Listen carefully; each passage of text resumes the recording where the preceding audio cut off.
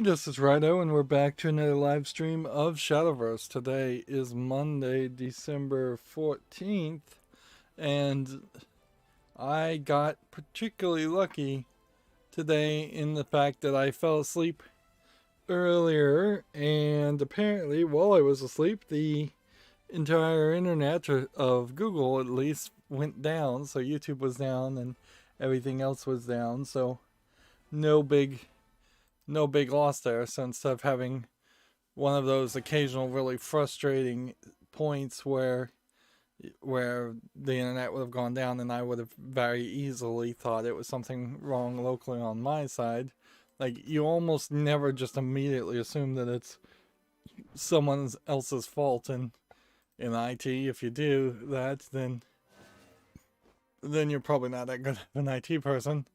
Um,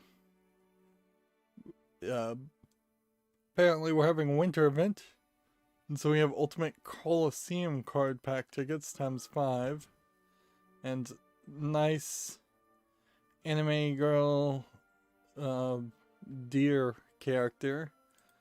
Are we gonna get any kind of solo story or anything around that character?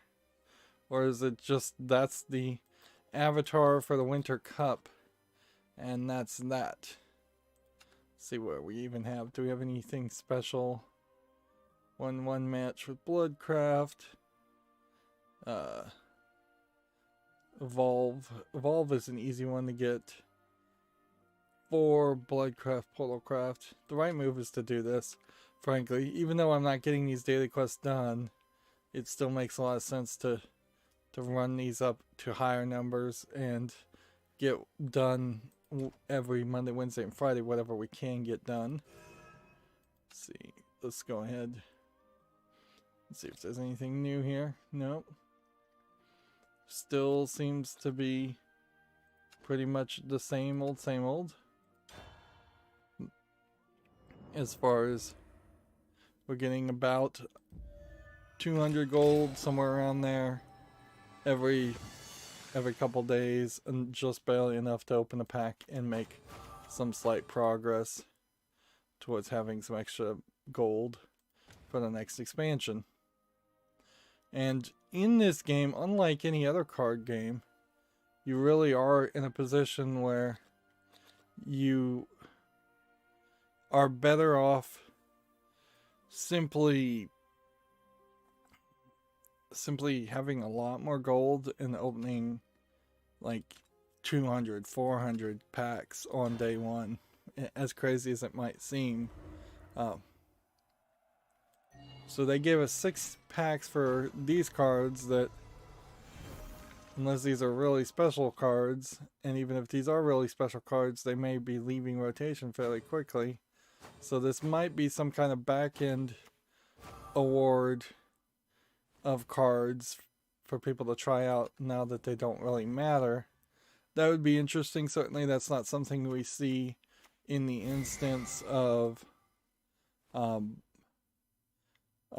Magic or Hearthstone. That once certain expansions have rotated out of rotation or are about to rotate out of rotation, they put no focus on them at all. And generally that makes a lot of sense, because collectible card games are just all built around the idea of overemphasizing the new stuff and de-emphasizing the old stuff. These packs might have been special packs too, because we're getting higher numbers of the cards that are the ones we want. Like, there does seem like there's a lot more silver showing up, a lot more platinum showing up than you normally would get.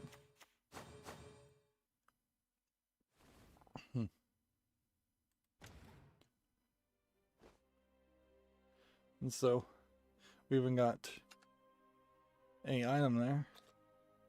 Yeah, I wouldn't be surprised if Verdant Conflict here, which apparently I had a pack of that too and I'd forgotten about. I probably need to go and look at every expansion and just see if I've gotten some kind of free pack at some point. Yeah, I wouldn't be surprised if Verdant Conflict and Ultimate Coliseum both leave at the same time. So there's nothing here. And I think they're fairly consistent about not giving us packs for any of these. So then that would bring about an interesting question, certainly, about if I was to come over here and limit ourselves just to Coliseum and then add the crate cards. There's 9 pages here. How many are we missing? 3, 4, 5, 6, 7, 8, 9, 10, 11, 12, 13, 14. So there's like 14 probably all very collectible cards that we still have yet to get in that expansion in particular. And overall, of course, there'd be a much larger number of cards we still have yet to get. And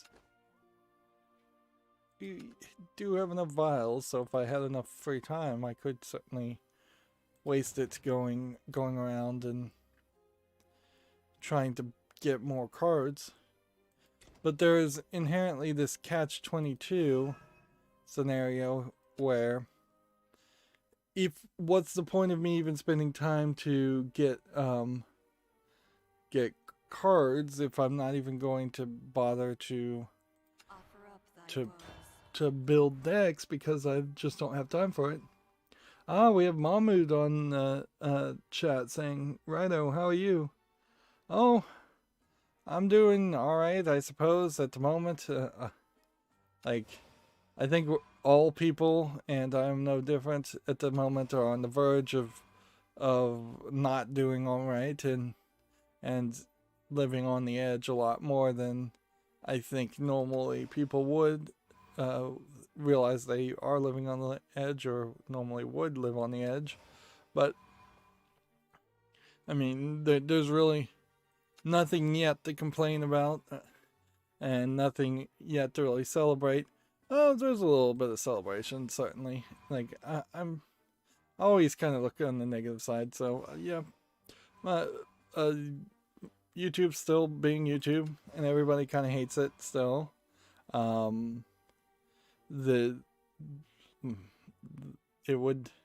are definitely better scenarios as far as YouTube is like. I would love to tomorrow wake up and realize I had over 1,000 subscribers.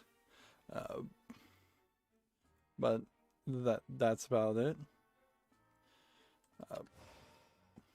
I have mostly been spending a significant portion of the past 3 to 4 months playing with my server, setting that up, building a new server to replace the old server, and I've been doing more recently in the last month and a half. I've been doing a lot of Lego builds, so I'm kind of having fun with that. There is a very fleeting level of enjoyment with Lego compared to video games, though, and I think that is something that I probably should consider, is that I get a video game potentially for anywhere between $5 and $20, or maybe $60 if I buy it brand new the day it comes out, and I get like 60 hours of entertainment from those type of games, whereas a Lego set will never give me 60 hours of entertainment, not because there's just a finite amount of time it's going to take to put together a set, and frankly, if I was doing one of the giant Lego sets that, like, their biggest one they just announced was the Roman Colosseum, and that has like 4,000 pieces, I guarantee you 10 hours into that you would be not, or I personally would not be having any fun with it, because it would be so arduous and repetitive. You do have to factor in that if you buy a game like digitally on Steam, you don't really have a physical thing, and that's what you have to also calculate when you're buying a Lego set, is that you own this kind of toy model of something that you've put together yourself and you can put on the shelf, which putting things on the shelf for decorations can be nice. It can help your self-esteem and how you feel about yourself when you look and you see, I did that, or I decorated that, and that's my shelf, that's my house, that's what I am proud of. It's better than, say, living in a completely empty house and having nothing to show. That certainly is something that has crossed my mind in the past when I was working regular jobs. Is particularly one job where it paid basically starvation wages, and it required a massive amount of forced overtime, to the point where the house I was living in at that point was completely empty for anything that I could look at and enjoy. There was no level of visual appeal to the world I was living in general. At that time, it was just you woke up in basically a empty bedroom, immediately ran to work, worked for 10 to 12 hours a day, and then went home and went back to sleep in basically an empty bedroom. And that's just not a great way to live, and not a way that I want to live, not a way I think anybody wants to live. If there's just no mental engagement or no entertainment in your life, it's not a very much a life worth living. Unfortunately, there are a lot of people out there that don't have an option, and they are just going to have to struggle because they have no better opportunities. Certainly, running this YouTube channel was a hope to potentially integrate a love of playing video games, which I still, many years later, having run YouTube channels, I still do have a love of video games, although I've kind of drastically changed the way I interact with video games now, to the point where it's questionable, to say the least, whether I would ever be able to just play a video game and not talk. See, that was a terrible evolve.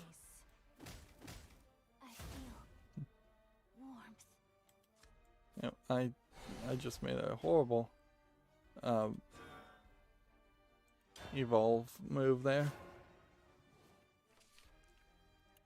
I suppose it's worth to say physically I've deteriorated quite a bit over the years. I've developed back problems, hip problems, just inability in general to sit in the chair without having to run to the bathroom for in a lot of times. I'm currently recording a visual novel game that is best done in 3-hour chunks, and at least 2 or 3 times I've already just paused the video and decided to take a bathroom break in the middle of it. You might say I'm a genius.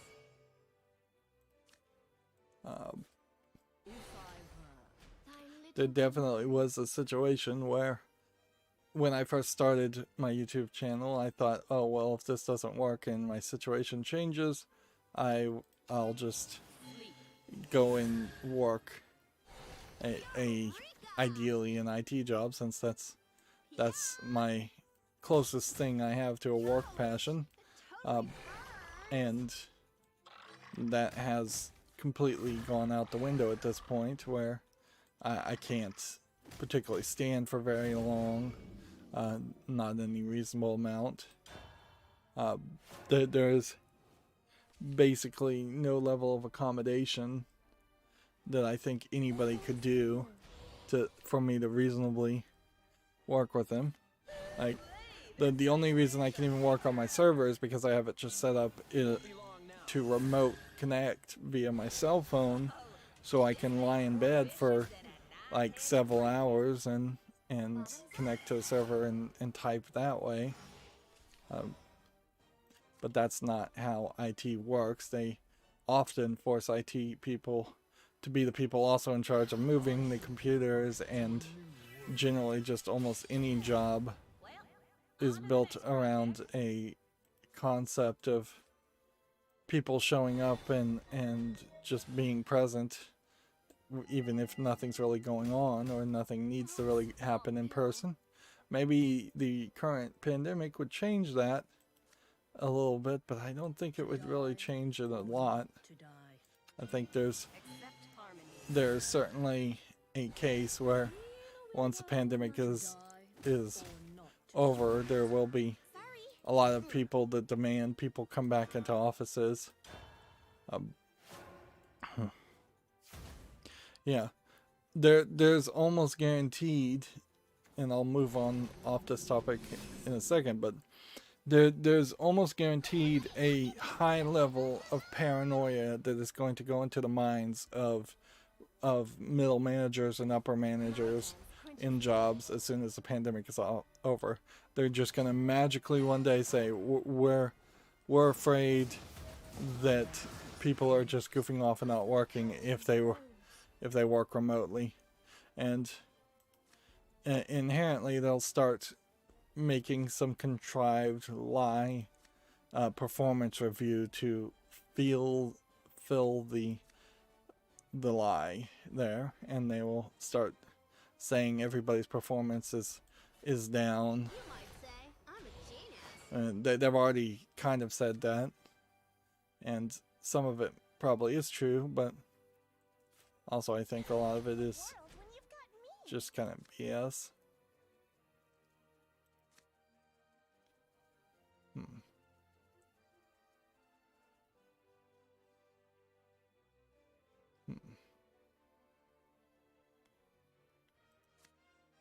See. This garden blossoms for eternity. See. Guess we end the turn there. We're gonna lose regardless.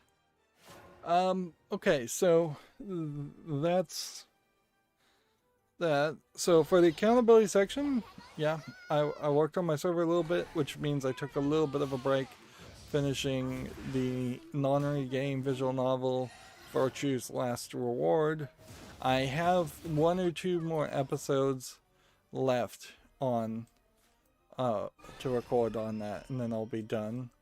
And I am suspicious, to say the least, as far as what the level of quality of the story and the ending really will be, because I think there's kind of a high chance it's gonna flop single very much, just flop, and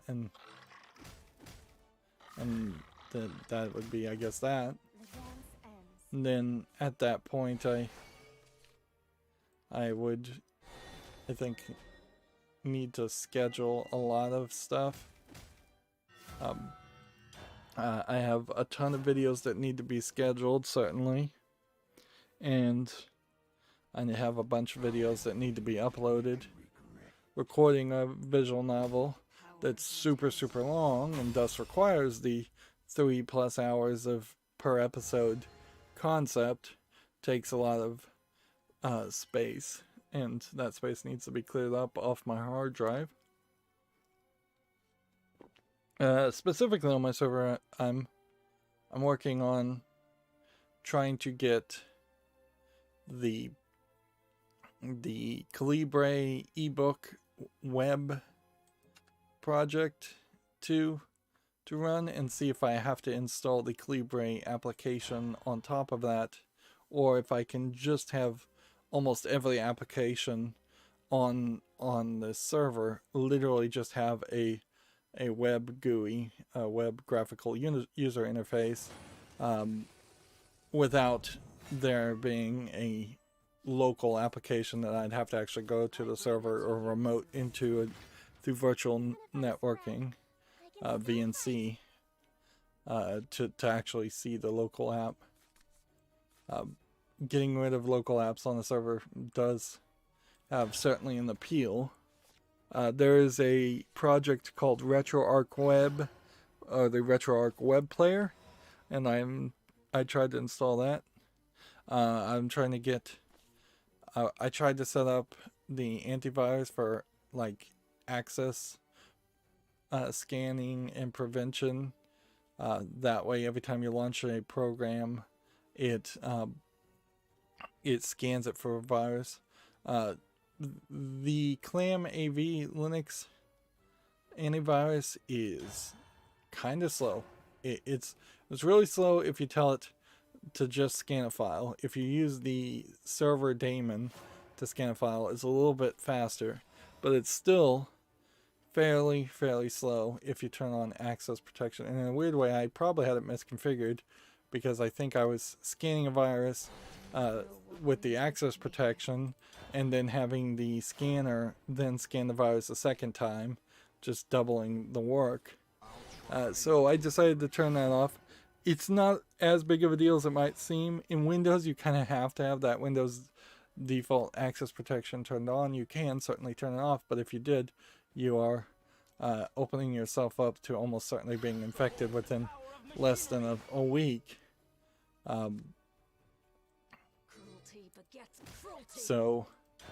But also Windows and their antivirus, which very possibly isn't as robust, but might be more robust. I really haven't seen any recent comparisons. The Windows antivirus, though, is just integrated at a very low level into the operating system. And there is specifically a problem with the ZFS file systems on Linux not giving the right signal when a new file has been opened or modified to tell the antivirus Clam AV to scan. There are some other antiviruses you can use that would integrate even on a low level standard, which apparently I hadn't even realized that this had happened, but they had created this new standard at some point for antivirus softwares to act as kind of services directly to a file system server like ZFS. So there is this setting called vscan that you can just set up by default, and every time a file is changed, it then passes that to a virus scanner. But yeah, instead of doing that, I just hopefully set it up correctly so that once a month it would just scan all the files like a normal full system scan. And one almost hopes that there would be a way to avoid redundantly scanning files once a month, but I don't know. That may prove to be too much access. The RetroArch web player is just RetroArch. I'm jumping around here, certainly. And once I get it fully set up, then that means on my own personal server I could run the ROMs that I am legally entitled to own. But it's hardly like I'm setting up a web server for other people to use. It'll still be password protected and only for my own personal use. And that may not work very well. Like, I know it probably doesn't take a lot of CPU processing power to run an old NES game. So a web server certainly would be capable of doing that, but I also wouldn't be surprised if there's just a level of latency and delay there that makes that unrealistic and may make the whole project more of a demo project than a reality project. Like it would make way more sense for me just to have RetroArch installed through Steam, as that's about to happen. That's in beta at the moment. and just have the ROM files directly have a copy on my computer, my main gaming PC. That makes a lot more sense, particularly when you start getting into like higher things and Nintendo 64 era things. Let's see.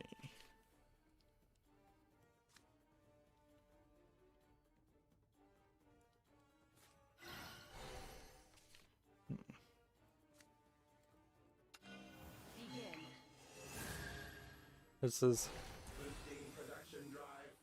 seemingly working fairly well. A fitting end. Cruelty begets cruelty.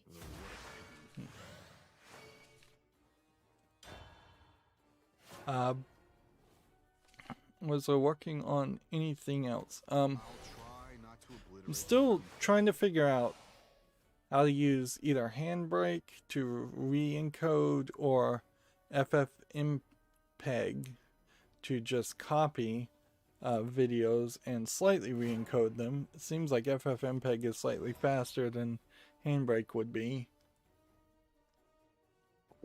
Videos to the very, very specific format that the Dish Hopper media streaming wants to stream to. And honestly, at the end of the day, there's a level of, if I just stopped using the Dish Hopper and bought maybe one or two more Roku TVs, which I'm up to 2 now, and so it really wouldn't be that crazy to get a couple more over the course of the next few years. That would probably solve it.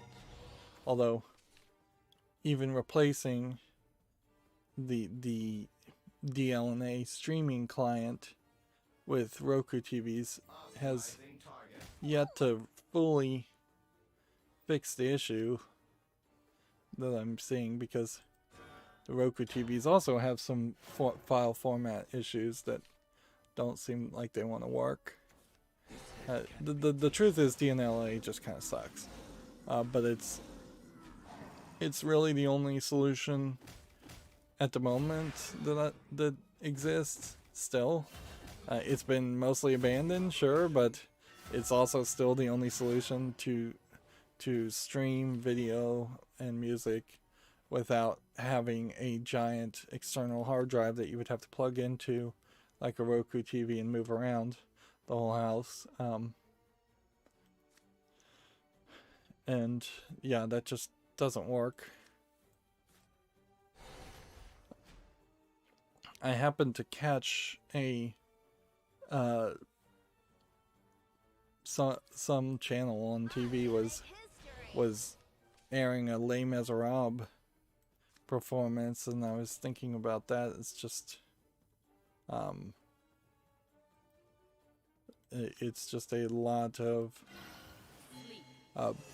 classical things that you could pick, but Les Miserables is about the absolute worst one to pick at the moment, because everyone's on the verge of being miserable themselves. And that's what Les Miserables stands for, is the miserables. I kind of have to wonder if there will be a drop in higher art appreciation at the end of this whole pandemic, as a generation of kids probably have had their entire extracurricular activities wiped out, as they're going to have to try and catch up in the core classes due to the just massive influences of core classes. Guess there was nothing else I did, so that's pretty much the catch-up part of the accountability section of this episode. We've got a decent amount of news, some fairly shocking news in the fact that I have now seen a direct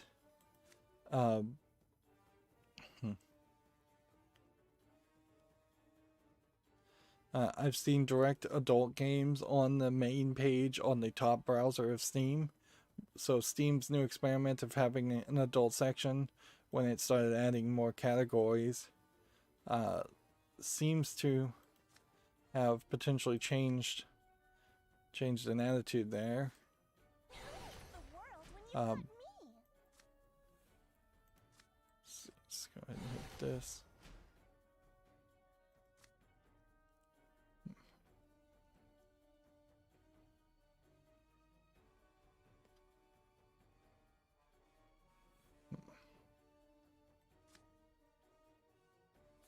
Let's go ahead and play this, I guess.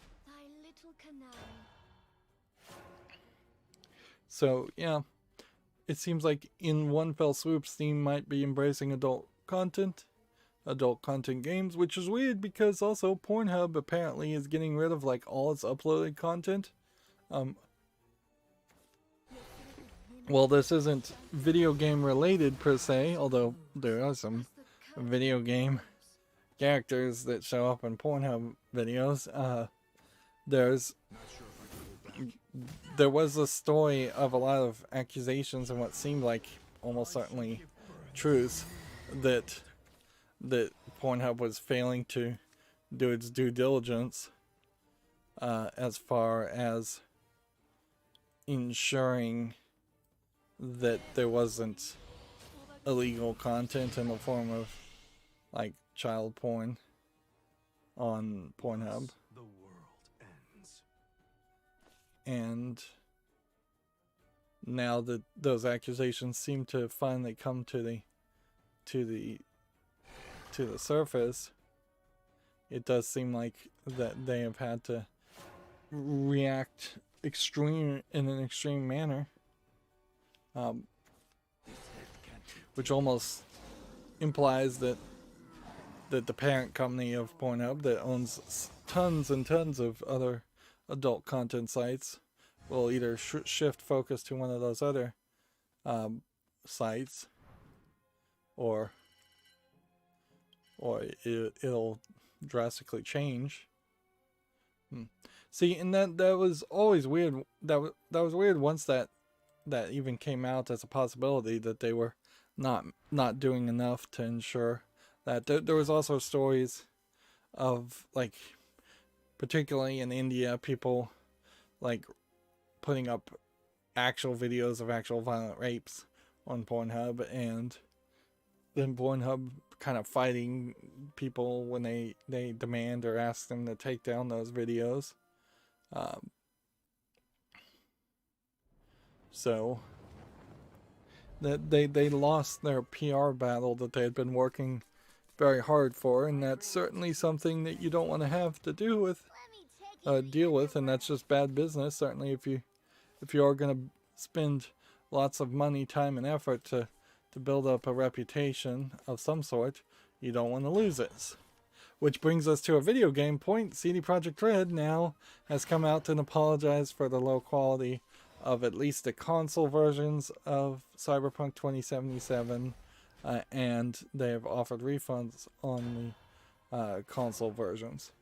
Nothing seems to be said around the PC version so far, but I guess they also assume that if you got this PC version, you would be getting it from Good Old Games, which I assume, since CD Projekt Red owns Good Old Games, they were just gonna secretly plan to be fairly nice on that too. It's still a poopy thing to do, without a doubt, in the fact that there's a massive amount of money that they made, and they only began to actually pretend like they knew that the game had bugs until they had already made that first week of sales, and they had already gone into the black as far as it was, or into the red. Yeah, into the black in this case is the right phrase. After they'd already been profitable, now they're coming back and saying they'll give refunds.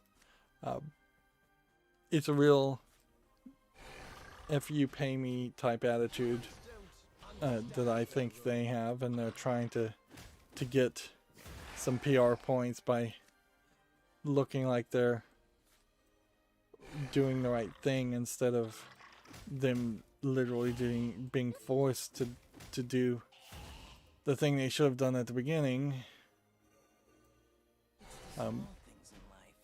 Or better yet, they should have just delayed the game more and polished it.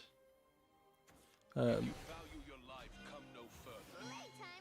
I don't really have a lot to say about Cyberpunk 2077, but I think at this level, unless somebody gifted me the game, at which point I'd feel very obliged to eventually get around to play it, I think I'd much prefer to go and play Deus Ex Mankind Divided, because I haven't gotten around to playing that, and Cyberpunk 2077 looks like it is pretty much just that same thing. And if I ever did get around to playing Cyberpunk 2077, I could do it 2, 3, 4 years from now, when there might be mods that fixes a lot of the glitches, there will be patches, there'll potentially be visual improvements.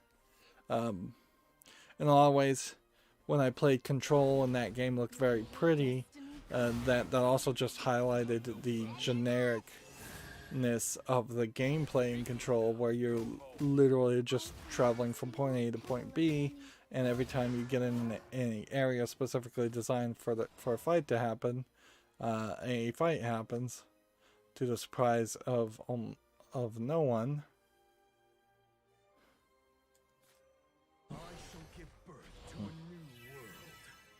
That was probably the absolute worst thing to do.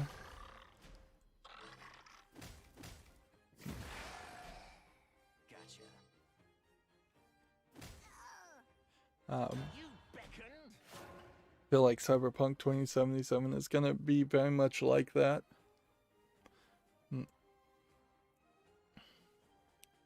Was there something else? Yeah. As far as Cyberpunk, which is dominating the news cycle almost because it has to, since there's nothing else here, Twitch is a Twitch representative on CNN came out and specifically restated what Twitch's current stance is, which is, as long as you don't overemphasize in your stream the nudity in Cyberpunk 2077, you can stream. Of course, we know Twitch is extremely flippant and bad about enforcement, and people are going to push those limits.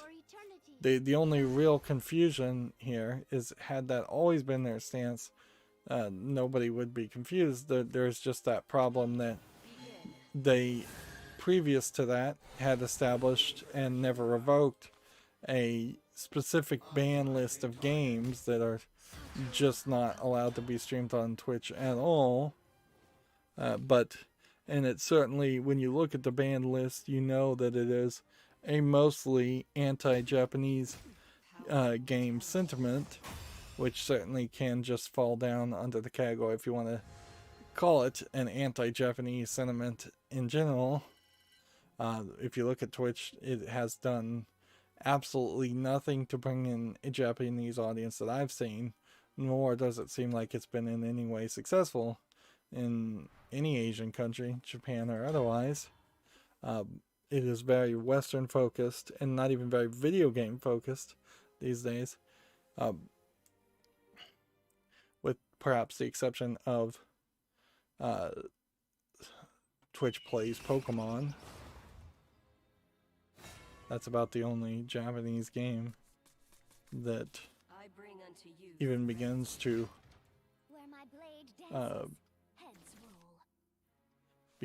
have any impact on Twitch. So yeah, I'm seeing a lot of hype for Back 4 Blood, and I've definitely seen some people question, why is it called Back 4 Blood instead of Left 4 Dead 3 or Back 3 Blood, or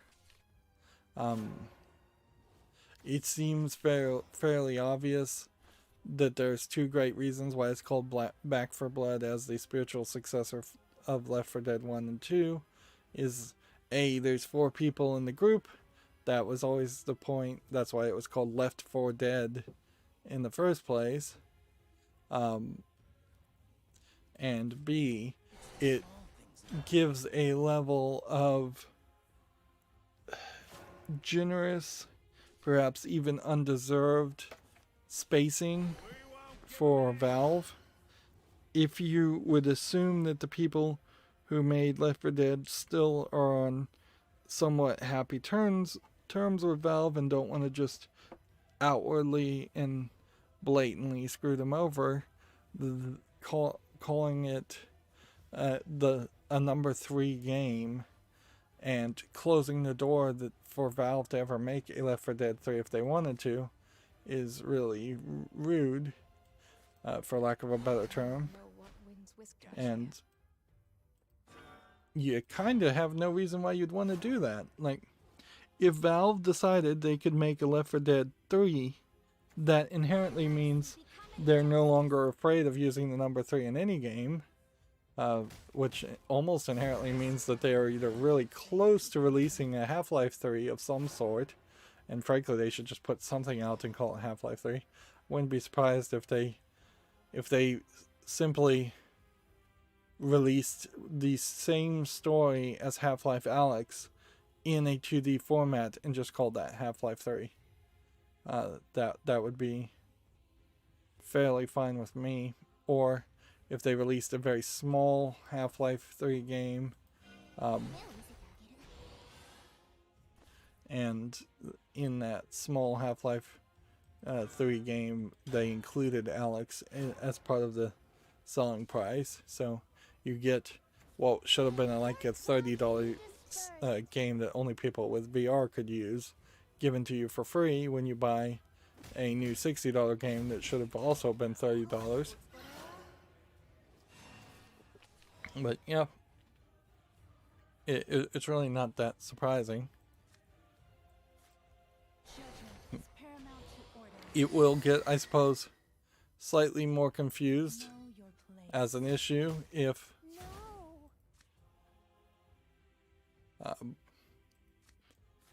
we get to the point where Back 4 Blood is super successful, and or about 6 years from now we are at Back 4 Blood 3 at that point.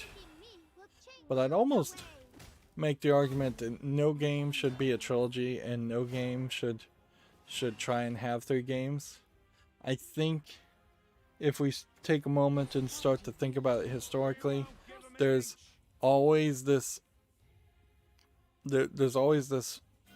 fail in quality where if you took, instead of 4 years perhaps in parallel, so you're releasing a new game every year, if instead of doing that to have an annualized series, or try to have an annualized series and then realize you can't have an annualized series and end up finishing your rushing to finish your story on the 3rd one, or even if you plan to have a trilogy from day one and it still seems like there's always a B team, there's always somebody who's just not as good of a programmer working on the 2nd game in a series. Look at BioShock, for example. If the quality of BioShock 2 and BioShock Infinite had been merged together, and it had just taken the same amount of time for BioShock 1, BioShock Infinite to come out as it did, I think I would have been a little bit happier. And there are just so many games nowadays that come out, people getting hyped and wanting a new game every year. I don't think that is the concept. I don't even think that's the concept for movies anymore. I don't think we're going to have big trilogy series. We're either going to have things like Star Wars that are going to just go on forever, or Marvel, or we're going to be left to our own devices.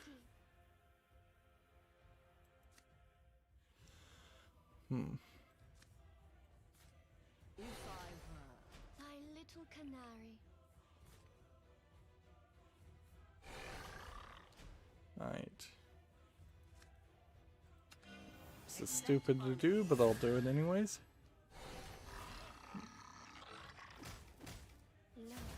We are extremely close towards the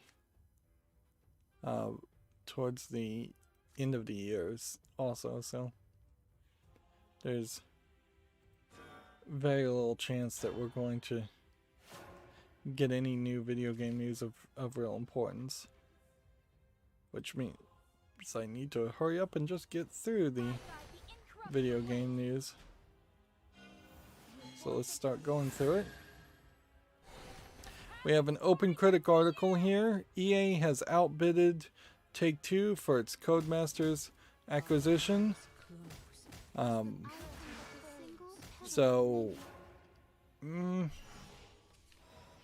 a funny way, like Codemasters, as a company most known for the Dirt Racing series, which are 50-50 at best. Like, one game tends to be rather good, and then the next game in the series tends to be fairly bad.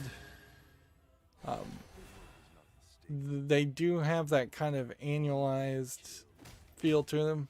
The games themselves don't have a lot of microtransactions in them that I recall, and EA will certainly change that, and it certainly makes sense as EA is only really interested in EA Sports games. That if they were to get a rally car racing game series also in their setup, then they would be able to have one more thing to show off. I do not know what winds whisked me here. So yeah, that does make a lot of sense. I do like I said, half of the Dirt games, and EA being in charge of that, that does potentially mean that would be like the last Dirt game I would ever buy, unless EA just leaves Codemasters alone and lets them run their business the way they want to. It's also worth mentioning that Codemasters is pretty shady, so them being bought out by EA, who's very shady, almost as a marriage made in heaven, in the fact that Dirt games are often taken down and the music licenses are often not an excuse for why things are taken down. Also, they don't handle their music license, I think, particularly well, because do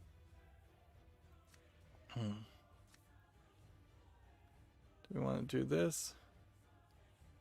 Or do we want to do this? I'm gonna do this. You might say I'm a genius. Let's just go ahead and play everything. Winds whisked me here. So yeah. I think Codemasters might also own the Need for Speed. Youch! Totally burns! No, EA owns Need for Speed, and that was done with the Ghost games and Criterion games working on that. So Need for Speed is a slightly different game than Dirt games, but it wouldn't surprise me if there's some mergers and layoffs of redundancies. In a funny way, mergers can just be a way of getting rid of senior staff that you don't want to keep to replace them with cheaper, newer staff at a lower pay or just lower seniority. But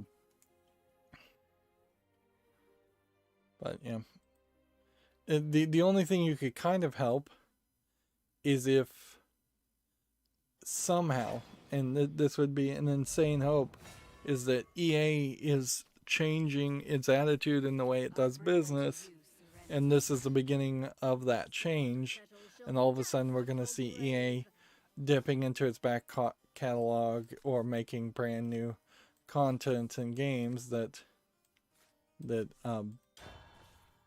highlight a commitment to actually being consumer friendly. And I have a hard time believing that. Even if it was like a split thing where the entirety of EA is not included in that decision. So EA Sports still stays as the same old EA Sports as always, but EA in general otherwise starts becoming a different company. That seems unrealistic though. I've never seen a scenario where a company has gotten better. I've only seen scenarios where they stay the same or get worse. Well, there's probably been a couple exceptions to that, but there definitely have been some food companies and fast food restaurants that have gotten better because they were on the verge of going out of business. I don't think EA or video game companies are in that same category though. Moving on, TechRaptor has an article here. Xbox wants your help to make a Space Jam game. I don't know why they would need our help. Let's see. Ahead of the release of a 2020 sequel, Space Jam: A New Legacy. And I guess at a certain point, if this was the plan that they were going to make a animated Space Jam movie every few years to highlight new professionals, then they should have probably been doing that all the time. But there aren't that many major celebrity sports players. I could also see that the Space Jam movie getting greenlit very fast because of just the football kneeling controversy turning off a lot of football fans, which I don't know particularly where that settled or didn't. I guess the pandemic has still left that in the air. And baseball certainly isn't getting more popular by any means.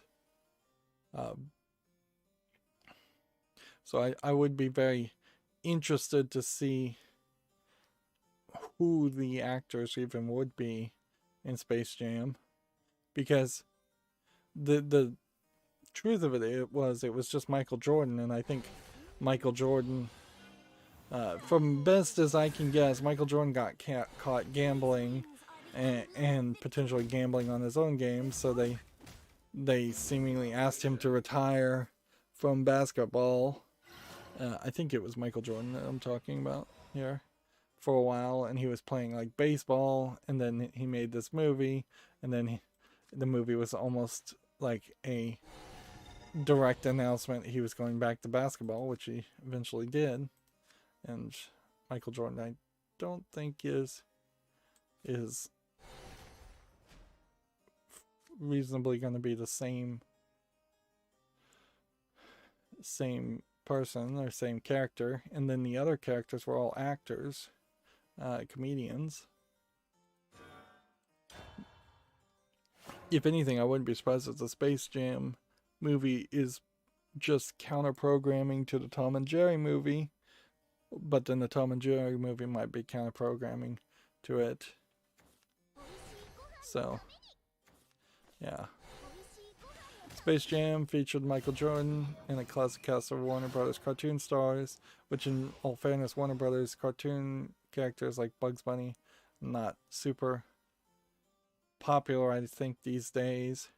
Also, Warner Brothers just got acquired by AT&T, so that throws a whole secondary wrench into the mix as to why something like this would be happening. An end to this. This garden blossoms for eternity. So they're apparently doing a contest. Fear and despair are no match for me. I'm here, just like I said in my tip-off note. Pierce the darkness. What is the contest? I think that a single There's a submit your ideas contest they want. You make a game pitch selecting one of 16 pre-created images and writing up a short explanation on what you think the game should be. Interesting. Yeah, I'm watching this trailer and I feel like it's gonna be it's gonna be pretty crazy to make a Space Jam movie in general, because I don't think half the kids that would go and watch it would even recognize half of the characters.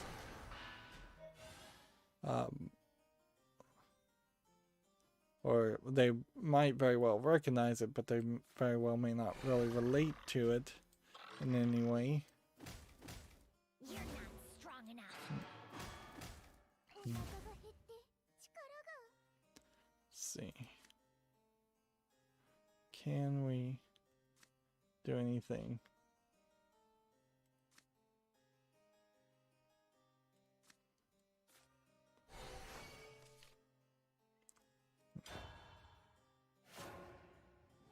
So here are the predefined things. Here you have a fighting game, here you have an infinite runner, here you have a card-based RPG, here you have a gacha game. And apparently this is the main character actor. If I jump back to this point, if some of these characters you'd recognize, but that guy, her, those are some B tier characters. Also, it's not like Lola Bunny, who was introduced for Space Jam 1. Where is she? It's not like she, there she is, did anything and became super popular. Also, you have like 2 females on the team, and you're almost immediately gonna get attacked as to why isn't it 50% female characters, and you're gonna have to potentially address that fact that, yeah, most of the main characters in Looney Tune cartoons were male, and either they were approaching assaulters in the form of like Pepe Le Pew, or they were very uninterested in the opposite gender, to the point where Bugs Bunny himself, often in cross-dressing, often tricking Elmer Fudd, who I guess in that case you make the argument Elmer Fudd was interested in the opposite sex, but never found anybody. There's like, they never really succeeded to make a new generation of Looney Tune characters, which honestly I guess that's a failure from decades previous, in the sense is that LeBron James that's going to be in the movie? Is that who that character was? Maybe. I don't know anything about sports, so I don't follow him enough that I could recognize. Probably would have trouble even recognizing Michael Jordan. Yeah, the whole Warner Brothers cartoons, there should have been a new Bugs Bunny created decades ago. There should be new characters. There should be a new cartoon where some new character comes out and does something. The Looney Tunes are kind of the opposite issue compared to something like Miles Morales or even Camilla Khan in the comic book series, is that they, at least the comic books, who are constantly trying to create new characters, at least they tried to throw something out there, where the Looney Tunes cartoons never did it. And in all fairness, that's true for a lot of cartoons. Maybe a lot of those are all from the same Warner Brothers or 4 or 5 different production companies, but there's been no new characters added to Scooby-Doo since like Scrappy-Doo decades ago. Not anybody that was recognizable or important enough for me to know about them. There is a real drop in new cartoons in general. Even new cartoons on things like Netflix and such often try to just remake old things. So there's definitely a lack of new creativity. Even the Disney movies and such are mostly doing remakes and not making new characters. And even when they do a new show or new movie, they don't succeed in creating a character like Mickey that potentially could have been in cartoons or an icon. Like the dog from Up is a cute dog and all. Did he manage to go anywhere or get his own TV show or anything that lasted? No. Like, I wouldn't be surprised if there was some effort to that. And then what is on, like, the Disney Channel for little kids are completely different shows. And so much of it is just trying to pull from cheap sources, often trying to feel like or directly steal from the anime style, which if they were going to fully embrace the anime style and there were just more kids anime style TV shows, cartoons, and movies out there, that'd be fine, but they're not really trying to do that either. Anyways, this contest, if you submitted your ideas for them to steal, which honestly it seems like they're going to make a very low effort game if they don't have an idea, so they're not going to make a good game, would be signed and authenticated LeBron James memorabilia, Space Jam New Legacy merch, Nike VIP packs, Xbox Series S, not even Series X, wow, that is so cheap, private friends and family screening of the movie, and a virtual Microsoft coding workshop for their community. This is a terrible promotion. I don't know why they would bother. I have just no clue as to why they would have even bothered to make a promotion like that. There's ways to fix this. Submit your ideas. If it's about promoting coding, that's fine. They should throw out more than just some default images. They should throw out some art assets that they're gonna let you use, give you a license to use, of like Bugs Bunny, and that would be a big thing if we started to see like Bugs Bunny characters showing up in little home projects for years going forward. They probably didn't want that to do. You can easily simply give an Xbox Series X instead.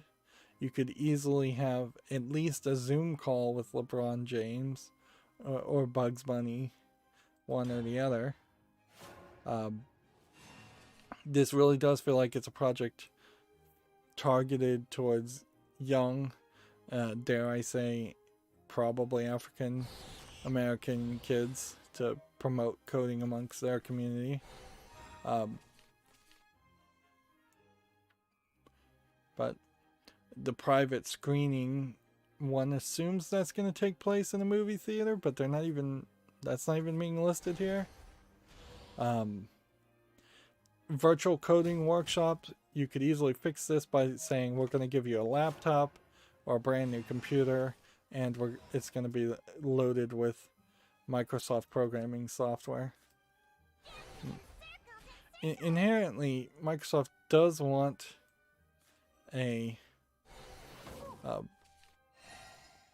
it does want a monopoly on programming in general, and it kind of has that. So them trying to promote their C# language and their software, which the .NET programming language, I imagine they're not promoting anymore, but them just in general trying to promote the fact that programming is mostly done on Windows PCs, which that is probably true, and that programs made for Windows run better than programs made to run on Linux, at least.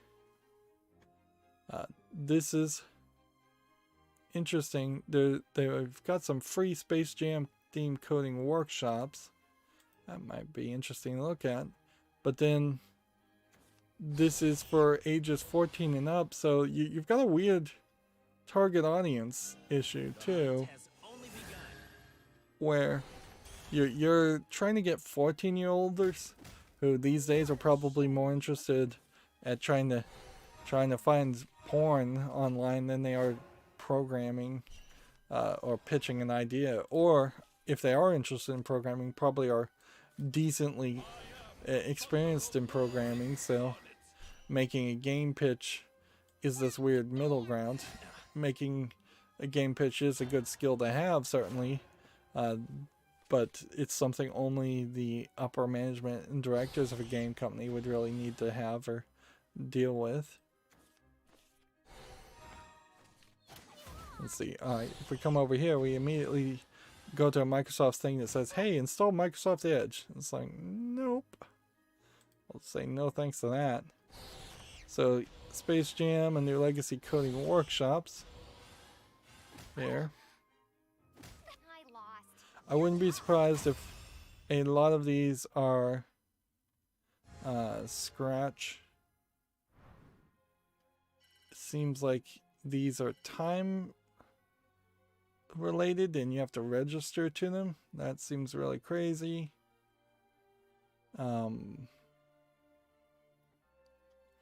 Seems like there's just a lot of coding workshops here. And a lot of them seems to be just labeled as coding workshops. That seems crazy that there aren't different workshops and that this wouldn't make more sense. What do you get when you click learn more here? That's a real question. They'll learn key elements of a video game are what STEM careers and professionals to design the basics of their own game, to create a game using block coding based coding. So this is straight up just going to be the drag and drop Scratch programming that I've seen lots of people try to teach, and frankly I don't think 14-year-olds are that stupid that they need to be taught drag and drop block based coding. I've said it a lot of times in the past, but the drag and drop block based Scratch programming is not real programming. It gives this false narrative that you are going to be able to drag and drop to code, and that's just not the case. Even if you are using like the Unreal Engine, it does have some kind of visual flow drag and drop elements. The core of it is still pulling up something that looks like a text editor and typing in text. That's the real programming. Now, if you're not going to be a programmer and you're some kind of animator that's working with a video game, drag and drop's fine. And that's a good system to not have to have an animator learn how to program also. But they need to quit calling that programming at that point, and they need to call it 3D animating. And it really highlights the fact that for elective classes, schools don't need to teach programming only. They need to teach programming. They need to teach 3D modeling. They need to teach 3D animating, which is a big difference there. Wire rig animation. They need to teach audio engineering. And they need to teach, above all those things, project management and working with a group, because that's how games really get created. There's no one man who's an island. Even if you are an indie developer who's making a game yourself and you actually managed to pull off a miracle and succeed and release a game, you're still building on the backs of a lot of other people's efforts, because you almost certainly are learning from other tutorials and using pre-made assets from other people. And there are decent opportunities for success to spend your entire life just making different kinds of monsters and trees or landscapes or backgrounds and putting them on the Unreal Engine store or the Unity asset store and just selling the part of a game that you can make without even having to directly collaborate with a direct creator of a game.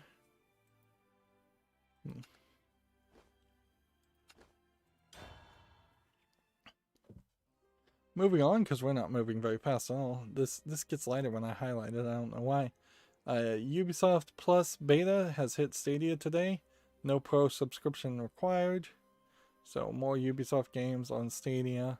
Still not really in any way thinking Stadia is the way to go. Although, see, it almost feels ridiculous that Google is even trying to do Stadia now. And clearly that is just a small team that was not in the bigger decisions. But when you look at like how Google has specifically decided that they're going to force people's accounts to be deleted if they've been inactive for 2 years, or they're going to delete accounts if you're over the storage quota for 2 years. It seems like Google is trying to scale down what it is and stop the hemorrhaging and stop the growth, and they're gonna either charge you now to have more space or more content, or wow, it looks like we might have a glitch going on here where we're just gonna get quick disconnected, and as long as that keeps happening, I will be greatly happy. Heck, if that happens and that bumps up like this battle pass to a level where score is 777, then is that an accident or is that an indication of a glitch? Yeah, if we got the battle pass up to level 90, at that point it makes no sense for me not to buy the battle pass, put some real world money into it. That would give me such a boost that I could maybe gain some momentum on this card game, and maybe I'd be more enthusiastic for it. Although at a certain point it also kind of doesn't make sense even then, because I know I eventually plan on leaving this card game for the second dinner Marvel card game when that happens, when that gets made and comes out.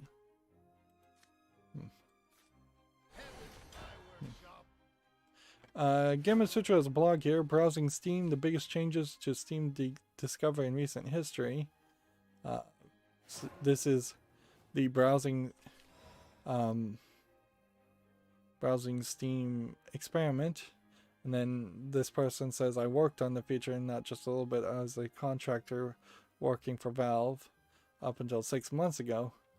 So this Gamma Sutra article does give some interesting insight as soon as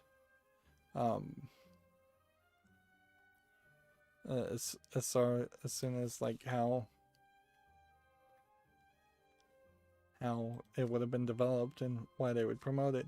Although at a certain point also, why are you a contractor and not a full-time employee working on these experiments? That highlights the issue with Valve, where it feels like contractors are the only people that actually ever accomplish anything at Valve, and the actual Valve employees seem to be allowed to sit around and play Dota all day.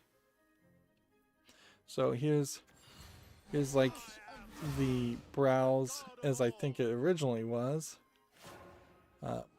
and here's the new and noteworthy section now as its own breakout, and here is the browse as it now is.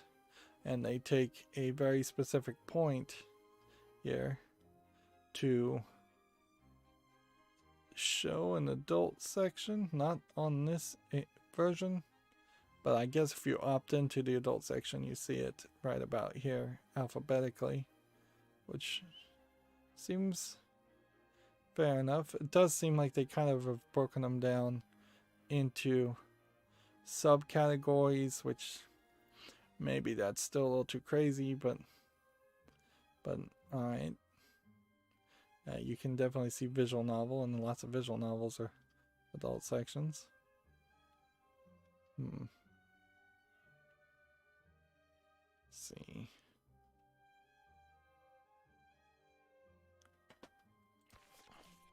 Let's come over and play. Then attack here. We lost our 3 wins. So he says the new menu exposes the fact that a lot of different niches on Steam. It gives every significant category of a game on Steam a proper home. It increases the surface area of Steam's catalog visible from the front page, which that definitely is an issue where there should have been more visibility of games from the front page. It's frankly almost impossible to find a game from the front page without just knowing its name or searching. No one else has to know. Let's just keep on attacking here.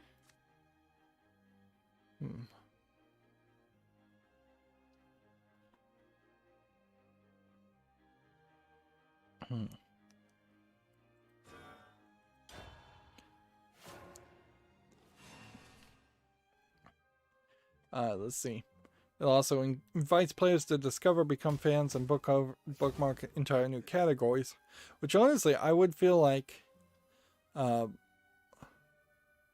feel like a lot of players on Steam and video game players right now do need to just take that break down and start looking at some other categories. I think we may be moving into a new kind of world very easily where people are going to just have more free time, whether they like it or not. Of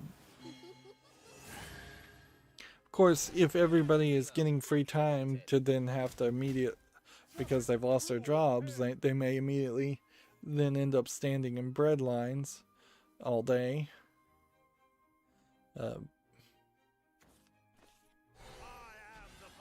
That would be an unfortunate revelation if we started to see like major efficiencies in food banks and bread lines.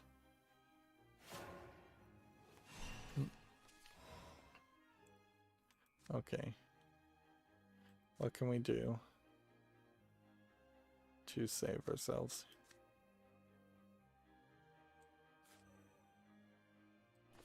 Do this.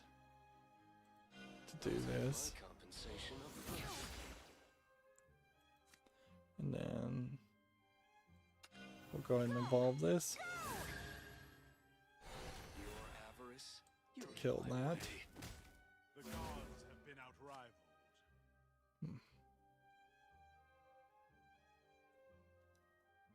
Let me take the lead. Attack here, I guess.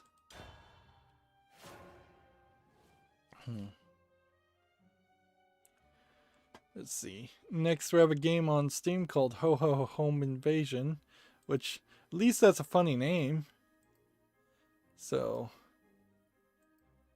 Santa Gear Solid, basically, you're sneaking around. Are you planting?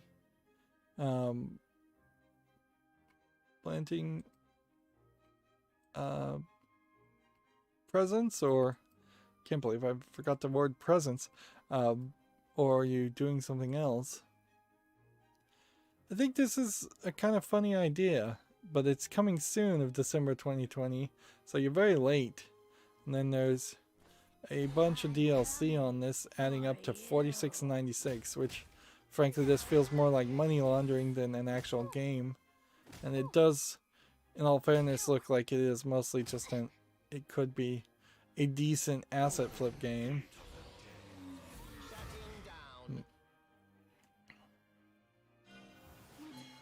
Right.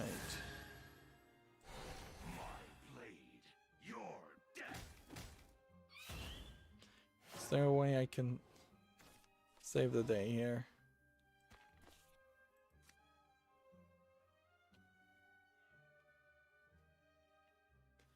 We could play that as something.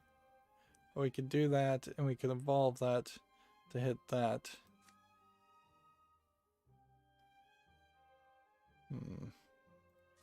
We could do this. Drunken dream must end. Yep. See if that works. YouTube put out this blog, which is weird. Certainly, the same day we seen this. They've got this analyzing pop culture with YouTube's culture and trends report. This is their first report that they've ever come out, and seems like they have very little to say here. It's like an extremely small amount of text here. Let me just turn off the ad blocker just to see if there was something more to be shown here. Nope. And this is pretty much in line with the last report that they tried to have, that where it was almost certainly a self-aggrandizing BS report, just trying to pat themselves on the back. But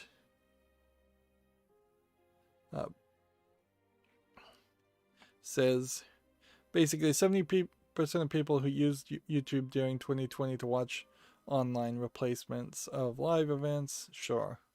Have anything to do with anything? Basically nothing. There, I doubt they had the greatest experience in 2020, so I bet people aren't happy with that, and I bet they would jump back to live sporting events like football immediately.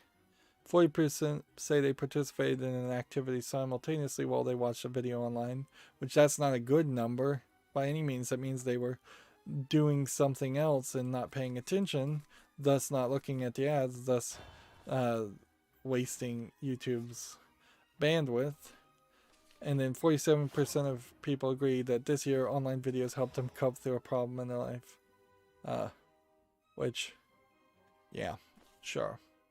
I wouldn't be surprised if that was just people being nice.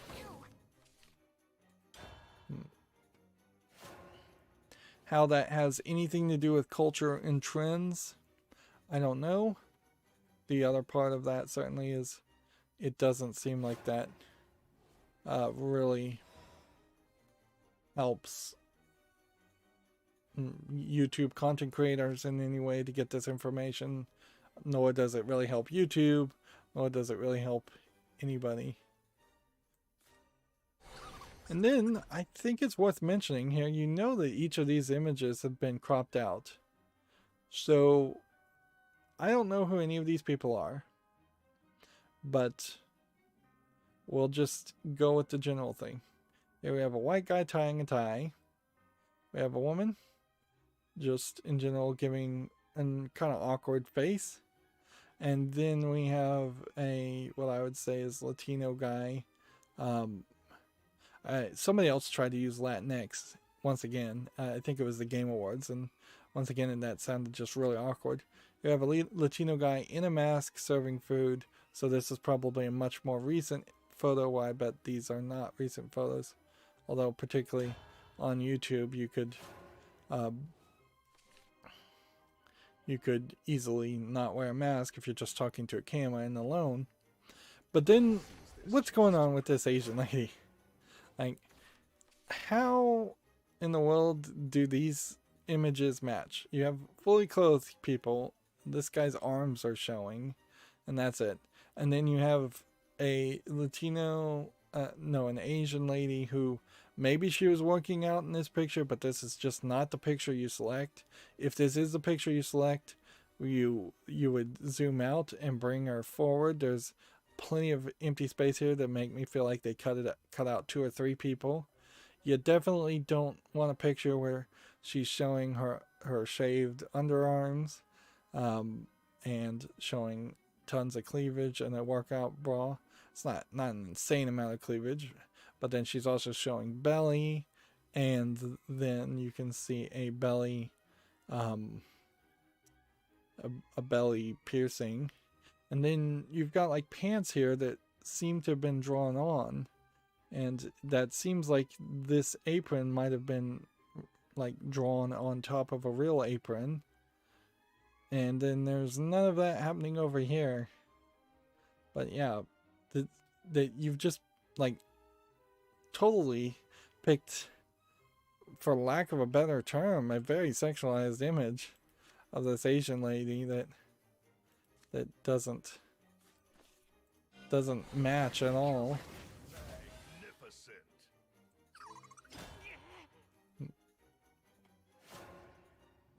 Even if she is a workout lady, that just does not match. And what does that really say about the culture or trends on YouTube? The culture is awkward white lady face, old bald white guy, Mexican guy giving back, and Asian lady showing off her body. Is that the culture of YouTube in a nutshell? Maybe. But do you want to highlight that? I don't know. And see, I bet people in the know probably know who all these people are, and that there's a lot of backstory to this. But as somebody who isn't in the know, this looks like a random assortment of people. And I would have to just assume that they are a random assortment of people that Susan Wojcicki or YouTube in general just really, really like and want to promote. I feel like the Mr. Beast tree thing happened this year, so it would have been easy to put some trees there if you're not going to put Mr. Beast there. I feel like there are definitely other things. There was basically no talk of people trying, schools and extracurricular activities trying to use YouTube to be their platform for remote learning. That clearly wasn't an emphasis and failed pretty miserable. It failed miserably for lots of reasons. I think in part because the teachers or that were running programs like that are just not technologically advanced enough to know how to make a YouTube channel and make the kind of YouTube content that they should make, which is very different from the YouTube content. Personally, I definitely saw cases of one extracurricular STEM group trying very much to just be Rhett and Link, Good Mythical Morning, and not really focus on the science at all. Which that really shouldn't be your focus, and it really just made me wonder if that's what they do in general, is just the same basic let's build a vinegar, baking soda and vinegar volcano projects type things, and instead of really getting into a deep dive, particularly since if you're going to use YouTube, you are potentially in a situation where you can keep that conversation going with a student, where a STEM group might literally only see a kid as a field trip for I believe I actually asked them, and they said they only see him for like two or 3 weeks at most, maybe 1 week, and then it just cycles to another group of kids. So there's no way that they have at the moment to keep that interest alive if a kid is even interested in one of the STEM fields. Moving on, we have a game on Steam called White Rabbit, which seems to be just a physics rotating the world game. Doesn't look particularly interesting. If anything, it looks very frustrating. There is an ability here you normally don't have, in which you can turn yourself into a block, which seems to kind of lock you into a specific position and block changes from happening. But yeah, it seems even in the demo, as you're watching them play, they are acting extremely frustratingly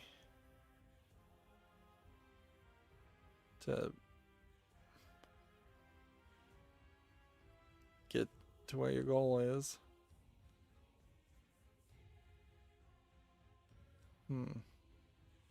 Seemingly these green circles block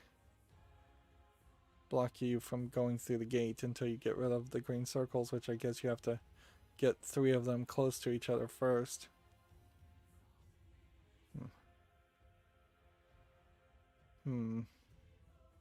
Yeah, this looks like a terrible game. It's $5.39, 10 achievements, bunch of languages. We need to hurry.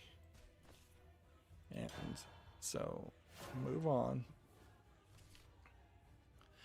Gamma Sutra has another article here. Valve upgrades the News Hub from experiment to full-fledged Steam feature, which I guess that means News Hub is here to stay, and this is just a new way of doing business. Although I would also not be surprised if we start to see a fairly large slowdown of new experiments, and the experiments aren't really drastically changing the Steam storefront to the way it should be changed.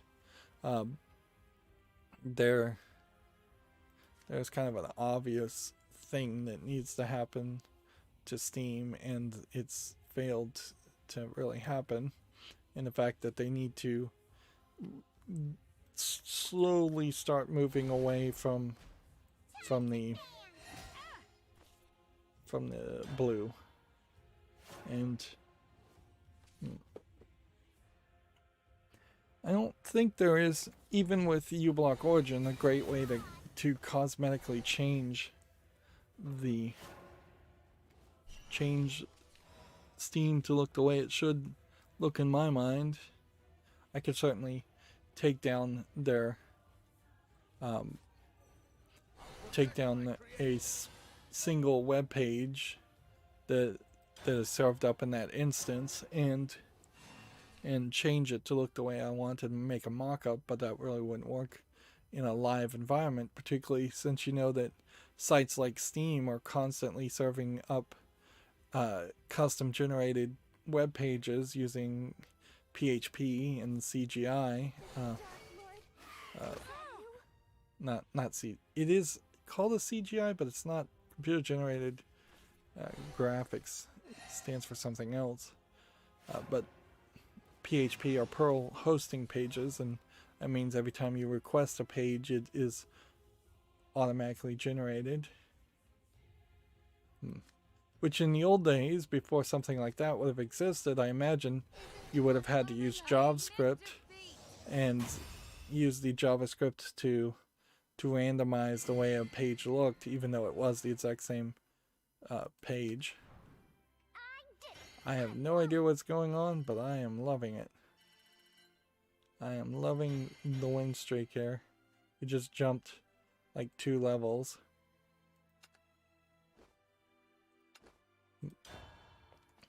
TechRaptor has an article here. Spellbreak arrives on Steam tomorrow. Details future plans. I have no idea what Spellbreak is, but okay. Seems like you can play it for free, so looks like it might be a free-to-play game. Yeah, a game like this from these 2 screenshots looks slightly interesting, so had I seen a trailer, had there been any advertisement at all, it would certainly motivate me more to have paid attention to it just now. But in a weird way, that is almost making an argument for something I hate, in the fact that so many games are constantly hyping themselves up and over promoting themselves and announcing announcements for announcements for announcements. Gamma Sutra has an article. Microsoft, Sony, and Nintendo have united to create a safer online spaces. I think this is pretty much, they've agreed in principle to work together. At a certain level, I wonder if this is just going to be shared code and conversations, or if it's going to be a blacklist where bad actors on that get banned on one service automatically also get banned on the other services, which I feel like at a certain point that's going to be easily abused. by either the companies or by outside parties. Like if Nintendo really wanted to screw Microsoft and Sony, they could very easily hand over a banned users list that includes everybody on Nintendo Online, and then not ban them on Nintendo Online, and potentially try to push all the blame of that quote unquote mess up from onto the other two services. And it's not like Nintendo even has an online service that competes, so it would very easily be for them to be the fly in that ointment and the spoiler in the group. Let's see. See, we've aligned both with Nintendo on behalf of our community and Nintendo Switch players and PlayStations. We will accomplish more when we work towards the same goal. Partnership pledge will seek the group. Will see the group work with industry trade organizations, industry members, regulations, law enforcement, and experts to develop and advance safety incentives, while also conducting shared research for the benefit of the industry. This is really just a lot of promise for some new standard somewhere. And industry members, I'm kind of fine with. Regulators and law enforcement, I'm very non-fine with. In a lot of ways, this feels like this is just the child porn argument being played out once again, where they're going to institute draconian totalitarian censorship and do it in the name of protecting the children. And you can kind of see that because the next quote here is, protecting players can be challenging in a digitally and often instantly connected world. On the other hand, it's probably not yet time to say the sky is falling, but it very well may be getting closer. Open Critic has an article here that says they knew it was wrong. CD Projekt Red deceived consumers anyway. And I suppose you would just put this as a opinion piece, which fair enough. Like, I can't blame people for being upset, particularly if they were super hyped about CD Projekt Red. I can't blame people for being upset about the level of quality that it is. Right, let's go ahead and do that. Then do that. Do that. Is there anything for involving any of this? Nope.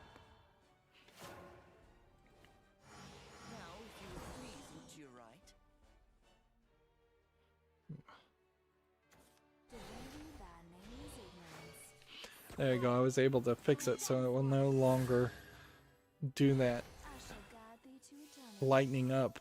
It literally wasn't a thing labeled white slight mask, and I guess that's what that is, but I have no idea why you would have done that unless it was just to stop people from like right clicking and saving an image as.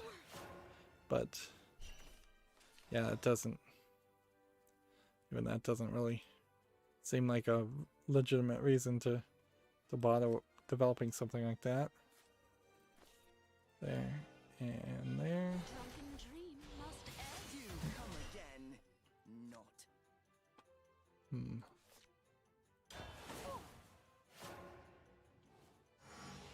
We already talked about this, but Gamma Citra has the article. CD Projekt Red offering refunds to Cyberpunk players on consoles after a shaky launch. Yep. Seems like there's still no offer for PC. Hey, somebody finally beat me. Which, yeah, I was asking too much, I suppose, to hope for just a infinite win streak and a quick jump to whatever max level would be on one character. Getting even one character up to max level, though, would be very, very helpful. as far as just getting more progressed on this game. And it's not like you'd really miss out on anything if this character jumped to the max level in any way. You just get rewards and that's it. Bits of gold. TechRaptor has an article here. Assassin's Creed Valhalla 1.10 or 1.1.0 update launches a holiday event. It's frankly a little shocking that Valhalla has come out and I've already forgotten that it exists. Like, that is that is kind of crazy that we've gotten to that level with the Assassin's Creed series. And personally, in my replaying of the series, I've hit a level where I'm having a real hard time finding motivation to play Assassin's Creed 3.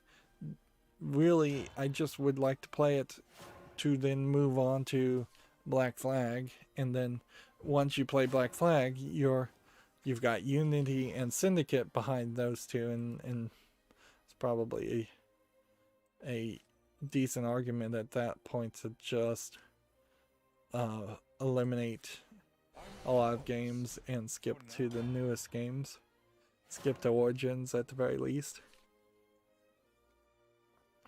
TechRaptor has an article here. The Open Critic page now warns player about technical issues, which okay. I have to kind of applaud TechRaptor here for keeping the clothes on most of these characters. It seems like that's a fairly difficult thing to do.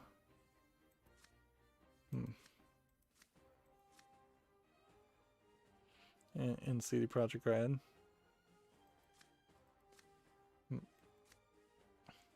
It might turn out to be fairly interesting if it turns out that Cyberpunk 2077 is effectively the next generation's Postal or Saints Row game with the dildo bat running around. That it is just a new generations of edgelords type games. Because that would definitely not be what people thought it was going to be. But something has to be that way, and Hatred wasn't popular enough or good enough to really take that title. And there's certainly a large enough group of people out there that large enough group of low effort games out there that some of that would probably count. Next we have a game on Steam called Control Flow, which looks like it's just a ugly, maybe Chinese game. I can't even figure out really what it is. It's some kind of like puzzle game, best as I can guess. It's $4.19. It's English only. Let's see.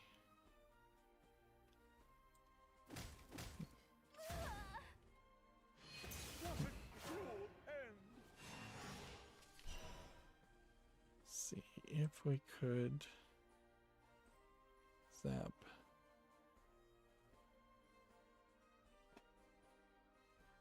Could we zap background?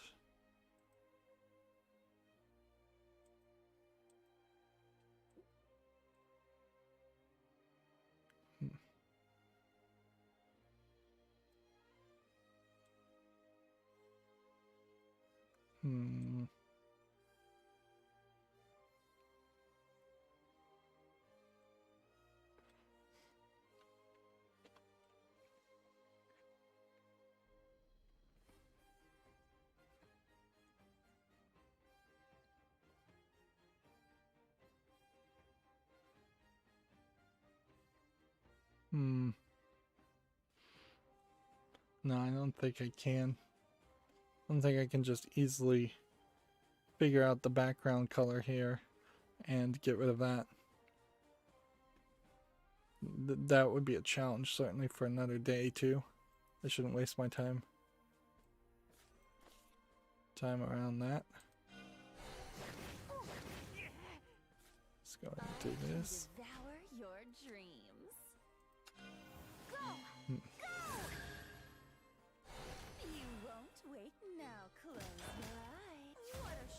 we go. But I think it is worth mentioning here on Steam's main page. Yeah, you have this game, Shelter, which is a straight up adult game, and if you click on it, you will get actual pornography uncensored, which I still feel like the storefront shouldn't do that. And you only get this, I assume, if you have adult content allowed. But this is Top Bar. We chose to promote this game. This game being a Delta IK, or being a dick, as I put it, has been on the storefront too, but a very, very more implied adult game than Shelter. And then you have Maid Mansion, which that also implies adult content, although maybe it doesn't actually deliver in this case. But that's more of a Japanese style game too. But yeah, you can take a look at this and you know that this is something that like Pornhub themselves would have made. They did make an effort here to only show the screenshots. The only bigger thing I could think that would be an embracement of adult games is if we started seeing adult games going on sale, which arguably at a certain level adult games should be on sale more than even the bad games.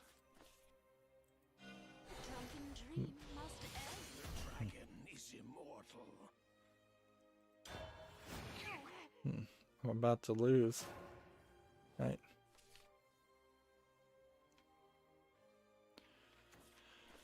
But yeah, that's an interesting embracing where there hasn't been an embracing. Also, it's Monday, and on Friday we were seeing adult games, and now we're seeing adult games on Monday also being released, which almost implies, well, it does imply some hope that they may have given up on whoever that one employee was that was holding back everything until late Friday to release games to kind of bury him on the weekend. Apparently that employee is no longer in charge. So we have a game here called Fantasy Tavern Sextet Volume 1 New World Days, and this I think we'd seen before but is out. Maybe this is a game that specifically released itself as a demo so that they could control the actual day they get announced as out, or maybe they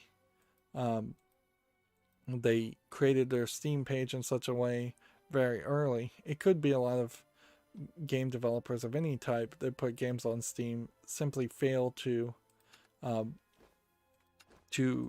create their Steam pages early enough to get approval, and thus a lot of things get released the day of. That could be a case, but I don't know if I fully believe that.